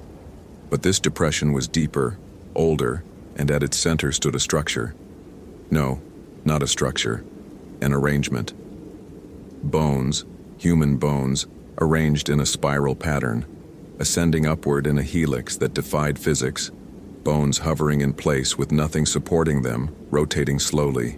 Christopher counted 6 skulls in the spiral, and his professional detachment finally shattered completely as he recognized the fifth skull by its distinctive dental work. Marcus Webb, missing 14 months. "Oh God," Emily breathed. "Oh God, oh God, oh." The sound behind them had stopped. Christopher turned slowly, already knowing what he'd see. The thing that wore Sarah Mitchell's jacket stood at the edge of the clearing, just outside the ring of carved trees. It made no move to enter. Instead, it watched them with those bottomless black eyes, and as Christopher met its gaze, he felt something slither through his mind. Not thoughts exactly, but impressions, ancient and vast and utterly inhuman. Territory, boundary, violation, price. The thing raised one too long arm and pointed at them, then at the spiral of bones, then back at them. The meaning was clear. You crossed. You owe. You become. "The symbols," Christopher said, his voice cracking. "The circles. They're not decorations, they're boundaries, warnings." He looked around the clearing at the ring of marked trees. "We're inside its territory. We've been inside it since when? Since they'd found Sarah's pack? Since they'd entered the forest?" He didn't know anymore. The thing stepped forward, and impossibly it spoke with a voice that wasn't Sarah's or anyone's, a voice that sounded like wind through hollow trees. 7 crossed, 7 taken. The debt grows, the agreement breaks, the boundary fails. Christopher's mind raced. Agreement. The Quinault Elder's warning. "You're Skilep," he said. "The Guardian." The thing's approximation of a face shifted, pleased or amused or neither. Christopher couldn't tell. "Guardian, Watcher, Keeper of the Thin Place. For 1,000 generations I held the boundary. But your people, they do not see, do not respect. They cut trails through my territory. They camp where the worlds meet. They take and give nothing. The disappearances," Emily said, her voice small. "You took them. They entered. They owed." The creature gestured at the bone spiral. "Now they serve. They watch with me. They become boundary, as you will become." Christopher forced himself to think through the terror. Patterns. There was always a pattern. 7 people in 14 months, all during the waning crescent. Why then? When the moon dies, the barrier thins. I can reach further, can claim what crosses. The thing that had been Sarah stepped closer, now just outside the carved ring. But 7 is not enough. The debt is centuries deep.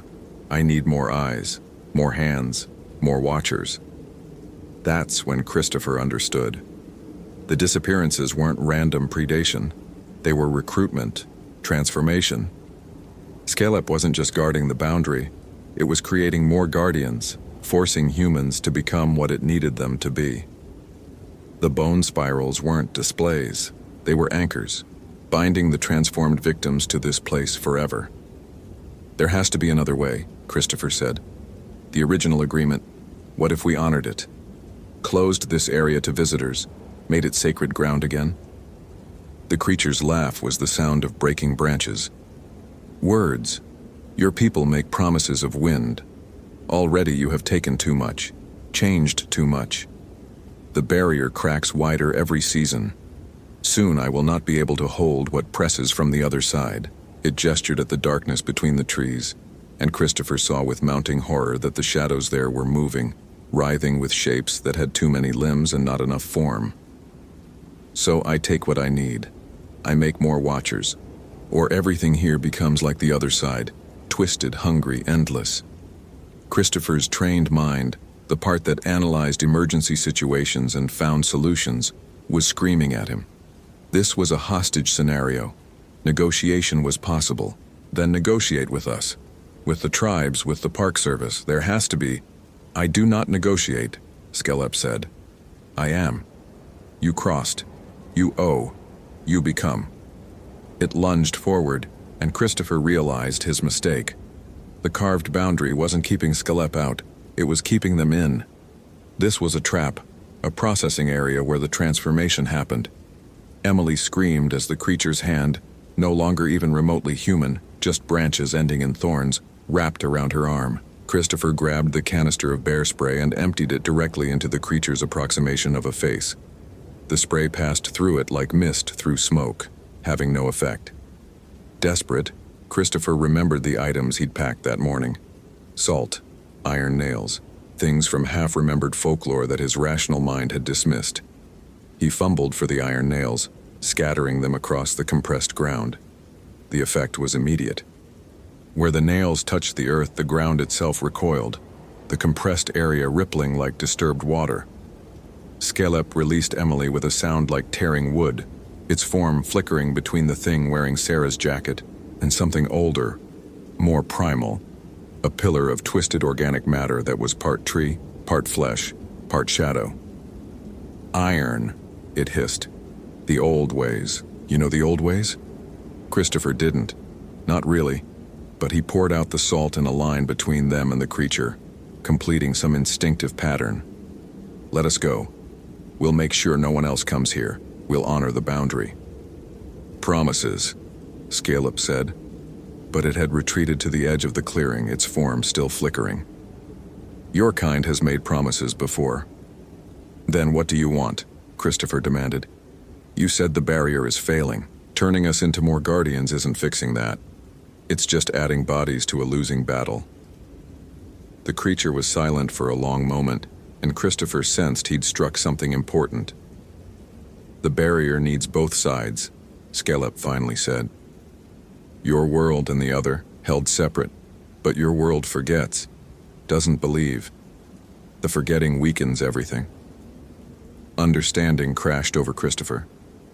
You need believers, people who know you're real, who respect the boundary, not prisoners, not slaves, allies, allies.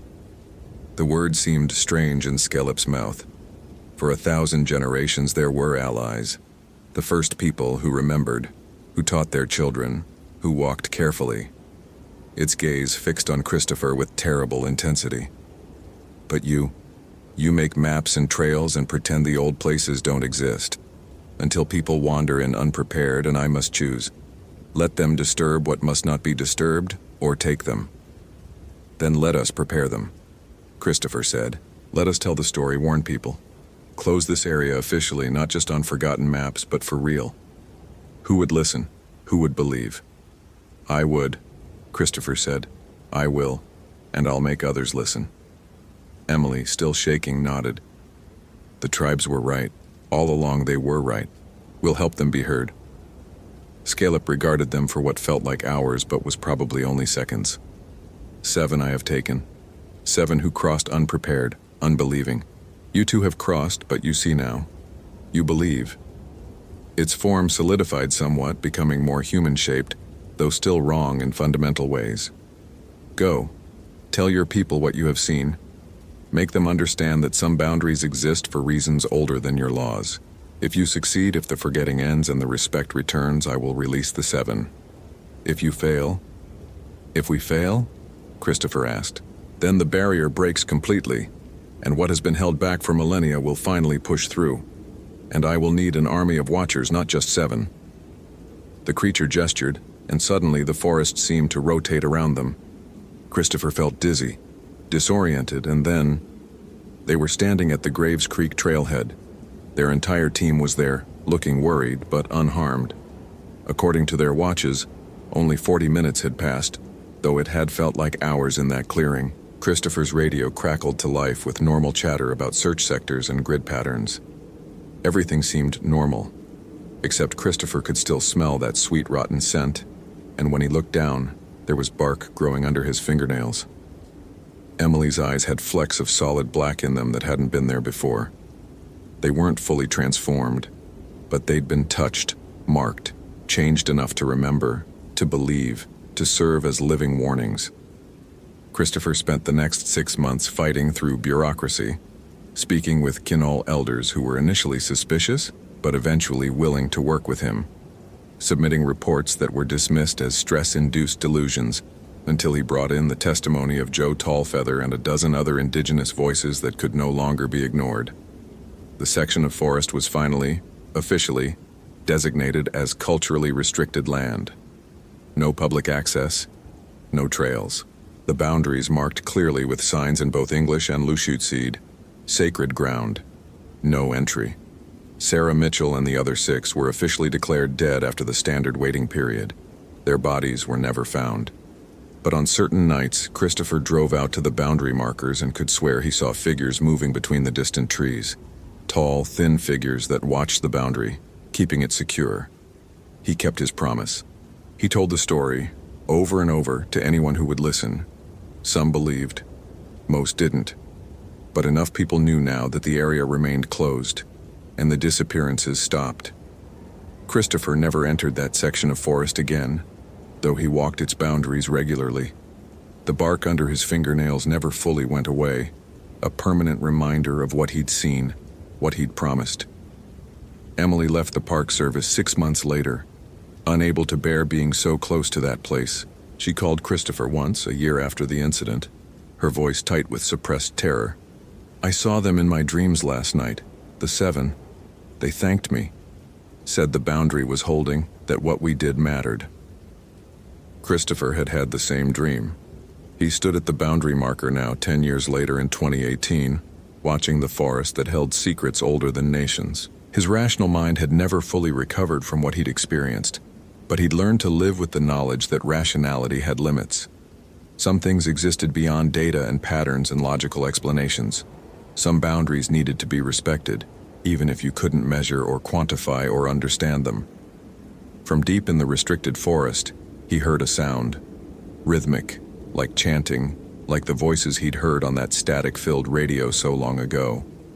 Watchful, ancient, endless. The barrier was holding. For now. Because he'd kept his promise. Because he'd made people remember. But on nights like this, when the moon waned toward darkness, Christopher wondered how long memory lasted, how long promises endured, how long it would be before someone forgot again and decided that boundaries were just suggestions.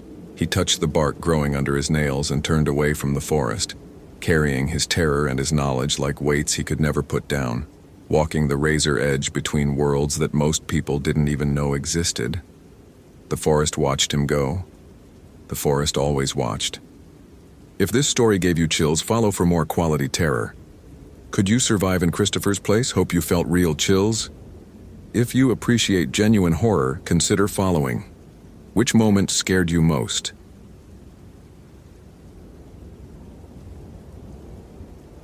The call came through at 2:47 p.m., crackling over Dan Mitchell's Motorola radio as he marked coordinates on a trail maintenance report. The dispatcher's voice carried that particular tension he'd learned to recognize, the kind that meant someone's world was collapsing in real time.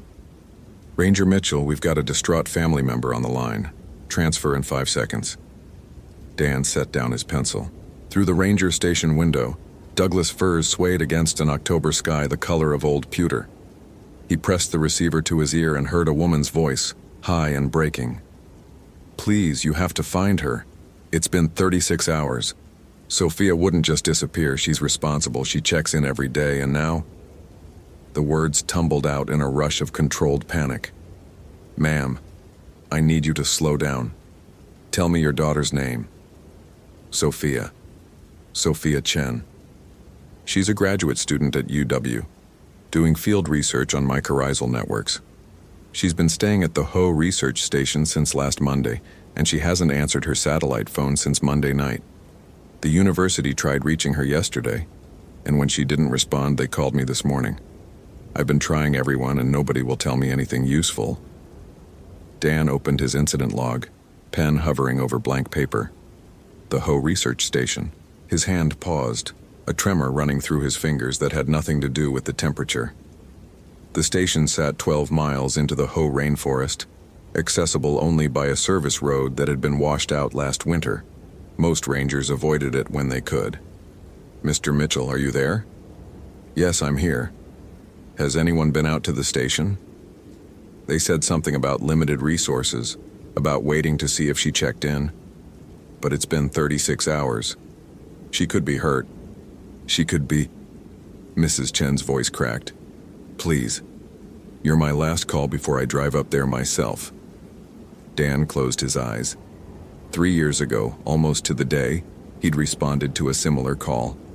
A missing hiker named Kevin Valdez, last seen on the Sol Duke River Trail. Dan and his partner Marcus Reed had found Kevin's campsite intact, his pack untouched, his boots still by the tent. But Kevin himself had vanished into the dense understory like smoke. They'd searched for 2 weeks. Dan had been the one to hear Marcus's voice calling from somewhere deep in the woods on the 13th night. Except Marcus had been standing right next to him, equally confused. The next morning, they'd found Marcus's body at the bottom of a ravine, a quarter mile from where they'd been standing. The official report said Marcus had wandered off alone and fallen, but Dan knew what he'd heard.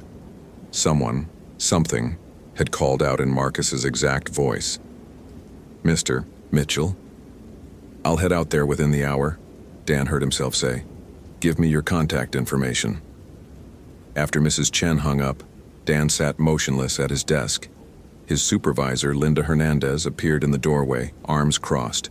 "You don't have to take this one, Dan. I can send Patterson." "Patterson doesn't know the whole interior." "Neither do you, not anymore. You haven't been out that way since—" "I know the trails." Dan stood, reaching for his pack. "I'll radio in every 2 hours." Linda studied him with the careful expression of someone watching a man walk toward a cliff edge. "Take the satellite phone, the new one, not the old Garmin. And Dan, if anything feels off, you come back, immediately." Dan nodded, not trusting himself to speak. He loaded his pack with methodical precision. First aid kit, emergency rations, water purification tablets, headlamp with extra batteries, his personal Garmin eTrex GPS unit, topographic maps sealed in waterproof bags, rope, signal flares. The satellite phone went into the top pocket, though reception was spotty at best under the rainforest canopy. He signed out a Ford Ranger from the motor pool and drove west on Route 101, watching the landscape shift from second-growth timber to old-growth giants. The air grew heavier, thick with moisture that never quite became rain, but never fully lifted either. By the time he turned onto the service road leading to the Ho research station, the forest had closed in completely, turning afternoon into premature twilight. The road had deteriorated further since his last visit. Moss consumed everything here: the pavement, the fallen logs, the rusted guardrails. Dan navigated around a washout, his truck lurching through muddy ruts. The radio hissed static. He tried raising dispatch but got only electromagnetic noise. The research station appeared through the trees like a fossil from another era, a collection of weathered buildings surrounding a central lodge built in the 1960s. Solar panels on the roof, a propane tank out back, windows dark. Dan parked beside a silver Subaru with a University of Washington parking permit in the window. Sophia's car. He cut the engine. The silence that followed felt weighted, expectant. Rain had begun to fall, not drops, but a fine mist that seemed to materialize directly from the air. Dan grabbed his pack and approached the main lodge, boots squelching in decomposing needles. "Sophia Chen, Forest Service." His voice vanished into the trees without echo. The lodge door hung ajar. Dan pushed it open with his boot, hand on his flashlight. Inside, the smell of old wood and mildew. A kitchenette to the left, a common area with mismatched furniture, a hallway leading to what he assumed were sleeping quarters. Papers covered a central table, research notes, specimen labels, photographs of fungal structures magnified to alien geometries. Sophia's laptop sat closed beside a half-empty mug of coffee. Dan touched the mug. Stone cold. A charging cable snaked across the table to a portable battery pack, dead. "Sophia, it's Ranger Mitchell. Your mother asked me to check on you." Nothing. He moved down the hallway, checking rooms. The first 2 were empty, beds stripped to bare mattresses. The third showed signs of habitation. A sleeping bag spread over institutional sheets, a backpack in the corner. Clothing hung neatly over a chair. A photograph pinned to the wall showed a young Asian woman with her arm around an older woman who had to be Mrs. Chen. Same sharp cheekbones, same determined set to the jaw. Dan returned to the common area and examined Sophia's research materials more carefully. Her field notes were meticulous, tracking collection sites across a 5-square-mile area. The most recent entry was dated Monday, October 13th, 2 days ago, and described a significant fruiting event near a location she'd labeled Site 7 Old Growth Cluster. A hand-drawn map showed the site's location, approximately 2 miles northwest of the station, following what Sophia had marked as Deer Run Trail. Dan cross-referenced it with his topographic map. The trail existed, barely, an unmaintained path that disappeared into some of the densest old-growth forest in the continental United States. He checked his watch. 4:15 p.m. Maybe 3 hours of workable light left, less under the canopy. The smart move would be to radio for additional personnel, establish a proper search grid, wait for morning. But he thought of Mrs. Chen's voice, the particular pitch of a parent's terror, and found himself walking toward the tree line, mid-story CTA. If this story is capturing your attention, follow for more quality content. What would you do in Dan's situation? Wait for backup or push forward? Share your thoughts below. The trail began as a suggestion more than a path, marked only by slight gaps in the undergrowth. Dan activated his GPS unit, logging his route. The device showed his position as a blue dot in a sea of green. Though he knew from experience how quickly the rainforest could scramble electronic equipment, the mist had evolved into proper rain now, a steady percussion against the canopy high above. He moved carefully, scanning for signs of recent passage.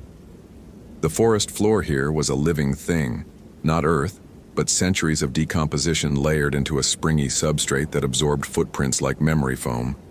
Still, Sophia would have left traces. Broken ferns, displaced nurse logs, something. After 20 minutes, he found it. A small orange flag tied to a hemlock branch at eye level, then another, 10 yards ahead. Sophia's trail markers. Dan felt a small loosening in his chest. At least she'd been thinking about finding her way back. The flags led him deeper into the ancient growth. These trees predated Columbus. Some of them predated the Roman Empire. Their trunks rose like cathedral pillars, 40 feet in circumference, vanishing into a canopy so thick that the rain became a whisper by the time it reached the forest floor. Nurse logs larger than city buses lay decomposing, supporting entire ecosystems on their backs. Everything grew on everything else here. Ferns sprouted from moss that covered trees that grew from fallen giants. Dan had forgotten how completely the hoe could swallow you, how the air itself seemed alive, moving through the understory with slow intelligence, how sounds behaved strangely, sometimes carrying from impossible distances, other times dying inches from their source. He found Site 7 as daylight began its final fade. Sophia had chosen well, a cluster of ancient Sitka spruces arranged in a rough circle, their roots interlaced like knotted fingers. Mushrooms erupted everywhere, chanterelles like orange flames, shelf fungi cascading down trunks in layers of white and brown, strange bulbous growths Dan couldn't identify. In the center of the clearing, someone had arranged a collection kit and measurement tools with scientific precision. But no Sophia. Dan circled the site, looking for signs of struggle, distress, anything. He found only more orange flags, these ones leading away from the clearing along a bearing that made no sense according to Sophia's map. She'd been heading back toward the station when she'd marked the trail. Why would she suddenly veer north deeper into the interior? Sophia? His voice sounded muffled, absorbed by the moss. Sophia Chen, if you can hear me, I'm here to help. Your mother sent me. A response came, but not from any direction he could pin down. At first he thought it was a bird, some species he didn't recognize. Then he realized it was his name. Dan. Not Ranger Mitchell or Officer. His first name, spoken in a voice that carried an odd resonance like someone speaking through a long pipe. Every muscle in Dan's body went rigid. He spun slowly, scanning the tree line. Nothing but trunks and shadows and the endless rain. Who's there? Dan. The voice came from behind him now. He wheeled around, hand dropping to the canister of bear spray on his belt. Still nothing visible, just the ancient spruces and their patient silence. His heart hammered against his ribs. This wasn't happening. This couldn't be happening again. He pulled out his radio, thumbed the transmit button. "Dispatch, this is Ranger Mitchell. I'm at the research site. I need to report." Static roared in his ear, so loud he yanked the receiver away. When the noise subsided, he tried again. Dead air. The radio's battery indicator showed full charge, but the device might as well have been a brick of plastic. "Dan." The voice again, closer now. And there was something wrong with it. Something he couldn't quite articulate. It sounded like his name being spoken underwater or through a mouth that wasn't quite the right shape for human speech. He pulled out his flashlight and swept the beam across the clearing. The light caught something at the edge of the circle, a shape that didn't belong. Dan moved toward it, keeping his beam steady. It was a boot. Sophia's boot, based on the size. Just the one, lying on its side near the base of a spruce, laces still tied. Dan knelt beside it, pulse throbbing in his temples. The boot showed no signs of damage, no blood, no indication of how it had been removed. It simply sat there, as if Sophia had stepped out of it mid-stride and kept walking. Looking for something? Dan jerked upright, spinning toward the voice. This time it had sounded almost normal, almost like a real person speaking from somewhere in the trees. The beam of his flashlight caught nothing but bark and moss and the slow drift of rain. "Sophia? Is that you? Does it sound like Sophia?" The voice had changed again, taking on a mocking quality. Or maybe not mocking, maybe curious, the way a child might ask a question while pulling wings off an insect. Dan backed toward the center of the clearing, keeping his light moving. His rational mind offered explanations. Other hikers, echo effects in the dense forest, auditory hallucinations from stress and lack of sleep. His body knew better. His body remembered standing in these same woods 3 years ago, hearing Marcus's voice calling his name while Marcus stood 5 feet away. "What are you?" The question came out steadier than he felt. "We've been here longer than your words." The voice seemed to come from everywhere now, from the trees, from the ground, from inside his own skull. "We were here when the first people walked under these branches. We were here when the ice came and went. We'll be here when the last tree falls and begins its long rot back into earth." Dan's hand found the satellite phone in his pack. His fingers fumbled with the power button, trying not to think about how Marcus had called for help on his radio right up until the moment the thing, whatever it was, had led him off that ravine edge. The phone's screen flickered to life, showing a faint signal. Dan pressed the emergency beacon, hoping it would punch through to the repeater on Mount Olympus. The screen showed the transmission attempt, a small icon spinning. "Communication." The voice sounded pleased. "We remember communication. The ones who came before you tried to speak with us. They brought their iron symbols and their promises. They thought they could contain us with ritual and prayer." Dan risked a glance at the phone. Still transmitting. "Keep it talking. Keep it distracted." "The colonists? The ones who died here in 1892? Died." The word came out like a taste being tested. "That's what you call it. They called it sacrifice. They thought feeding us would satisfy the hunger. They learned otherwise." The phone's screen went black. Dan pressed the power button. Nothing. The device was dead, drained of battery despite showing 90% charge 30 seconds earlier. "You have trauma." The voice had shifted again, taking on an almost gentle quality. "We can taste it on you. That one you lost, the one who heard us calling. He had trauma too. Old fears from childhood, wounds that never healed. We fed on those first, made them larger, turned them into hooks we could pull." Dan's breath came short and sharp. He forced himself to think through the panic. This thing, whatever it was, fed on fear and pain. It had done something to Marcus, and now it had done something to Sophia. But what did it want? Why the conversation? Why not simply take him the way it had taken the others? "Where's Sophia?" "Sophia."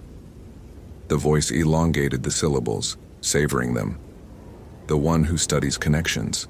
The one who came to understand how everything feeds on everything else in this place. How nothing stands alone. How all boundaries are illusion. Is she alive? Alive. Dead. These are concepts from your small understanding. Something moved in the shadows beyond Dan's light. Not one thing, but many. Shapes that might have been branches swaying, except there was no wind. She's here. She's been here since she understood what we offered. A choice, Daniel Mitchell. The same choice we offer to all who come this far into our home. Dan's back hit one of the ancient spruces. The bark felt unnaturally warm against his shoulders, as if the tree itself had fever. What choice? To feed or be fed upon. To join the network or be consumed by it. Your partner chose to run. Sophia chose something else. The shapes resolved themselves into something almost human. Tall figures made of shadow and moss and the negative space between trees. They moved with fluid grace surrounding the clearing but not entering it. Dan counted 4, then 6, then lost track as they seemed to multiply or merge or slip from one position to another without crossing the intervening distance. 3 years ago, Dan said, his voice barely above a whisper, you called out in Marcus's voice. You led him away from me. We called in many voices. His mother's voice, his daughter's voice, the voice of the God he'd stopped believing in. He ran from all of them. He ran so hard he forgot to watch where he was going. Dan's hand closed around the flare in his pack. Useless as a weapon, but maybe enough light to break whatever illusion this was. Maybe enough to run. But you, the voice continued. You came back, despite the trauma, despite the fear. Because a mother begged you. Because you still believe you can save someone. Where is she?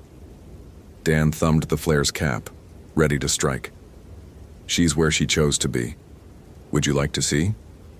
One of the shadow figures stepped forward into the clearing, and Dan saw it wasn't a shadow at all. It was Sophia Chen, or something wearing Sophia Chen, like an ill-fitting coat. Her skin had taken on a greenish cast, and her eyes reflected his flashlight beam the way an animal's eyes might. She wore only one boot. Mr. Mitchell. Sophia's voice, but with that same underwater quality he'd heard before. Thank you for coming. My mother worries too much. Dan's finger tightened on the flare striker, but he didn't pull it. Because Sophia, this thing that looked like Sophia, was smiling. Not the rictus grin of a corpse or the blank expression of someone under duress. An actual smile, serene and knowing. What did they do to you? Showed me.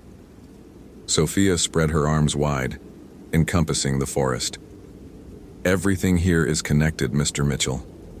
Every tree, every fungus, every particle of decay. There's a network older than human consciousness, older than language. It thinks. It remembers. It feeds. You're not Sophia. I'm more Sophia than I was 2 days ago. I'm also more than Sophia. The boundaries dissolved. Do you know what that feels like? To suddenly understand that the self you've been protecting your whole life is just an arbitrary line drawn in water? Dan pulled the flare striker. Chemical light erupted in a cascade of red, driving back the darkness. The shadow figures recoiled, and for an instant Dan saw them clearly.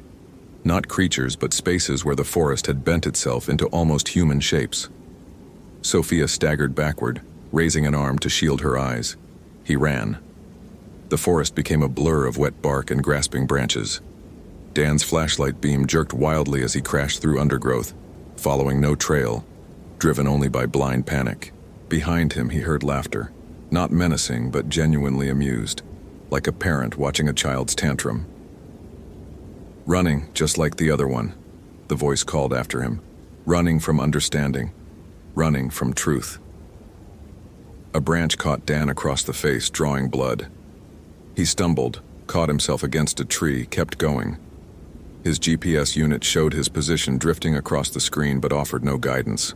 The map had become meaningless. Every direction looked the same. Every tree trunk identical to the last. He burst through a wall of ferns and found himself back in the clearing with the ancient spruces. Impossible.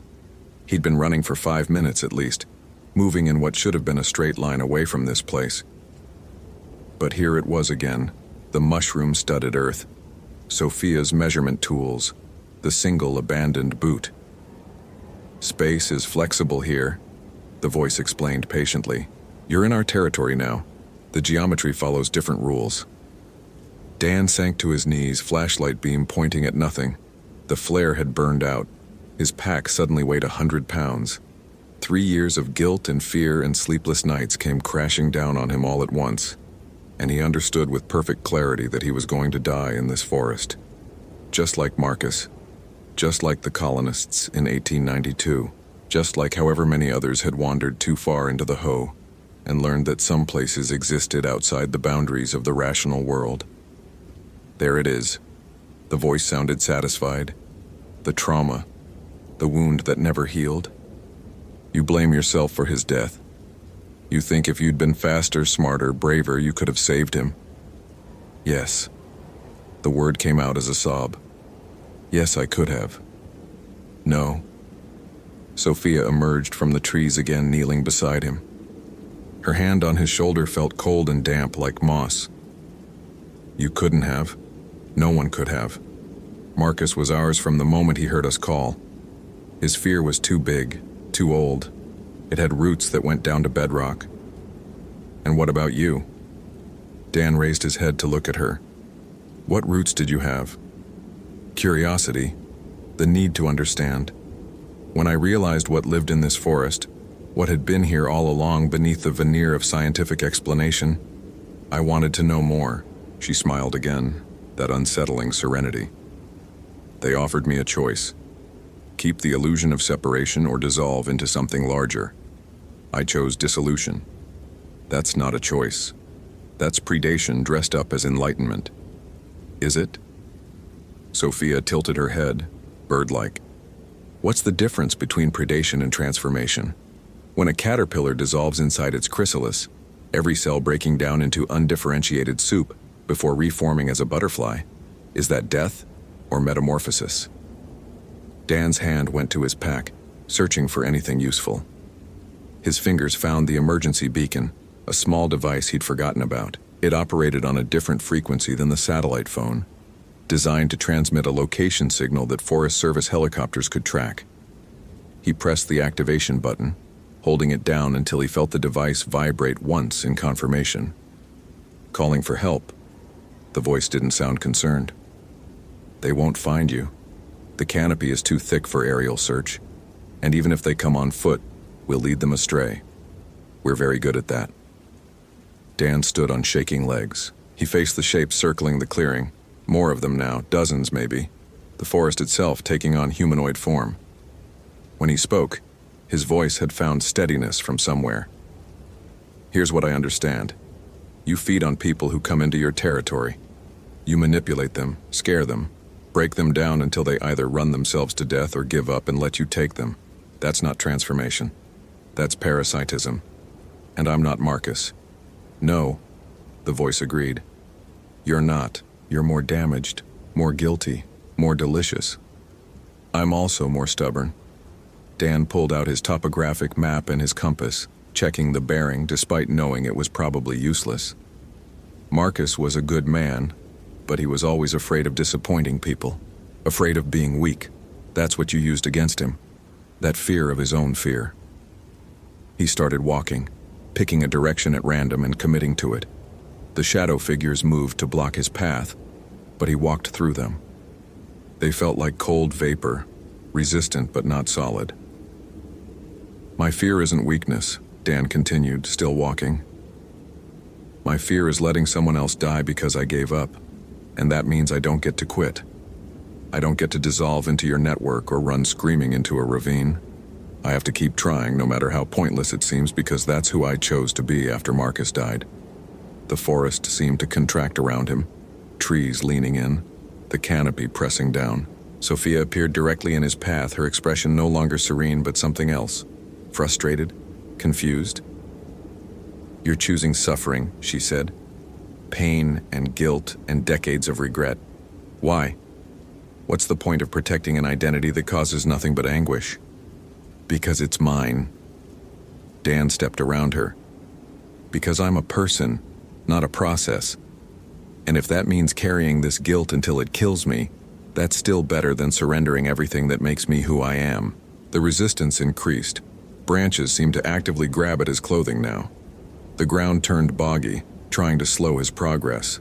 The voices multiplied, calling to him in dozens of registers. His mother, his ex-wife, Marcus, people he'd loved and lost and failed. He kept walking. Hours passed, or maybe minutes. Time had become as fluid as space. Dan's legs burned with exhaustion. His clothes were soaked through. Blood trickled from a dozen small cuts where branches had scored his face and hands. But he kept moving forward, following the compass bearing he'd chosen, refusing to deviate no matter what the forest threw at him. And slowly, incrementally, the pressure began to ease. The voices faded to whispers. The shadow figures receded into the tree line. The forest resumed its normal density, still ancient, still powerful, but no longer actively hostile. Dan checked his GPS and found, impossibly, that he'd traveled almost a mile northwest, toward the old logging road that ran along the northern boundary of the research area. Dawn was breaking as he stumbled out of the tree line onto cracked pavement. The sky had cleared during the night, leaving the world washed clean. Dan stood on the road for a long moment, just breathing, confirming that he still existed as a discrete entity, separate from the forest. His radio crackled to life. "Gur Mitchell, if you can hear this, respond. Search teams are converging on your last known position. Ranger Mitchell, please respond." Dan pressed the transmit button. "This is Mitchell. I'm on the northern access road, approximately 2 miles from the research station. I'm mobile but need immediate evacuation." The relief in the dispatcher's voice was audible. "Copy that, Mitchell. Stay on the road. We have your beacon signal. Help is 15 minutes out." Dan sank down onto the pavement, back against a tree.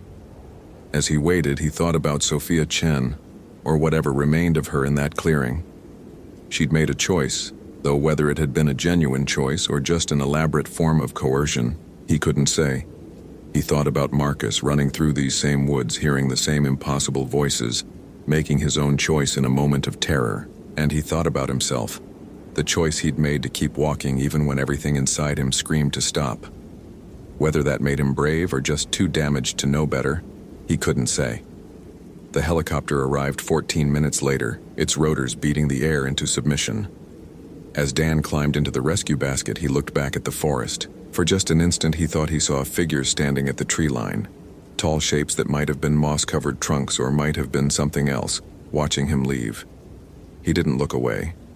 He met their gaze, if that's what it was, and held it until the helicopter lifted him above the canopy. End story, CTA. Thank you for reading to the end. If you enjoyed this narrative, consider following for more compelling stories. What's your interpretation of Sophia's fate? Was she truly transformed or consumed? I'd love to read your theories in the comments. Epilogue. The official report stated that Sophia Chen remained missing, presumed lost to the hazards of backcountry wilderness. Her research notes were recovered from the lodge and forwarded to the University of Washington. The site she'd labeled Site 7 was not included in the search grid. Dan's GPS log showed no record of ever visiting that location, though he insisted otherwise. Mrs. Chen called Dan 3 times over the following months. He told her the truth as he understood it, that her daughter had gone into the forest and chosen not to come back. Mrs. Chen stopped calling after that. Dan resigned from the Forest Service in January 2009. He took a job as a ranger naturalist in Yellowstone, about as far from the rainforests of the Olympic Peninsula as one could get while staying on the continental United States. He never went back to the Ho, but sometimes, on quiet nights, he thought he heard voices calling his name from the darkness beyond his cabin. And sometimes, he wondered if the thing in the forest had been lying about choice, about transformation, about the boundaries between self and other. And sometimes he knew it hadn't been lying at all, which was somehow worse. Tentar novamente.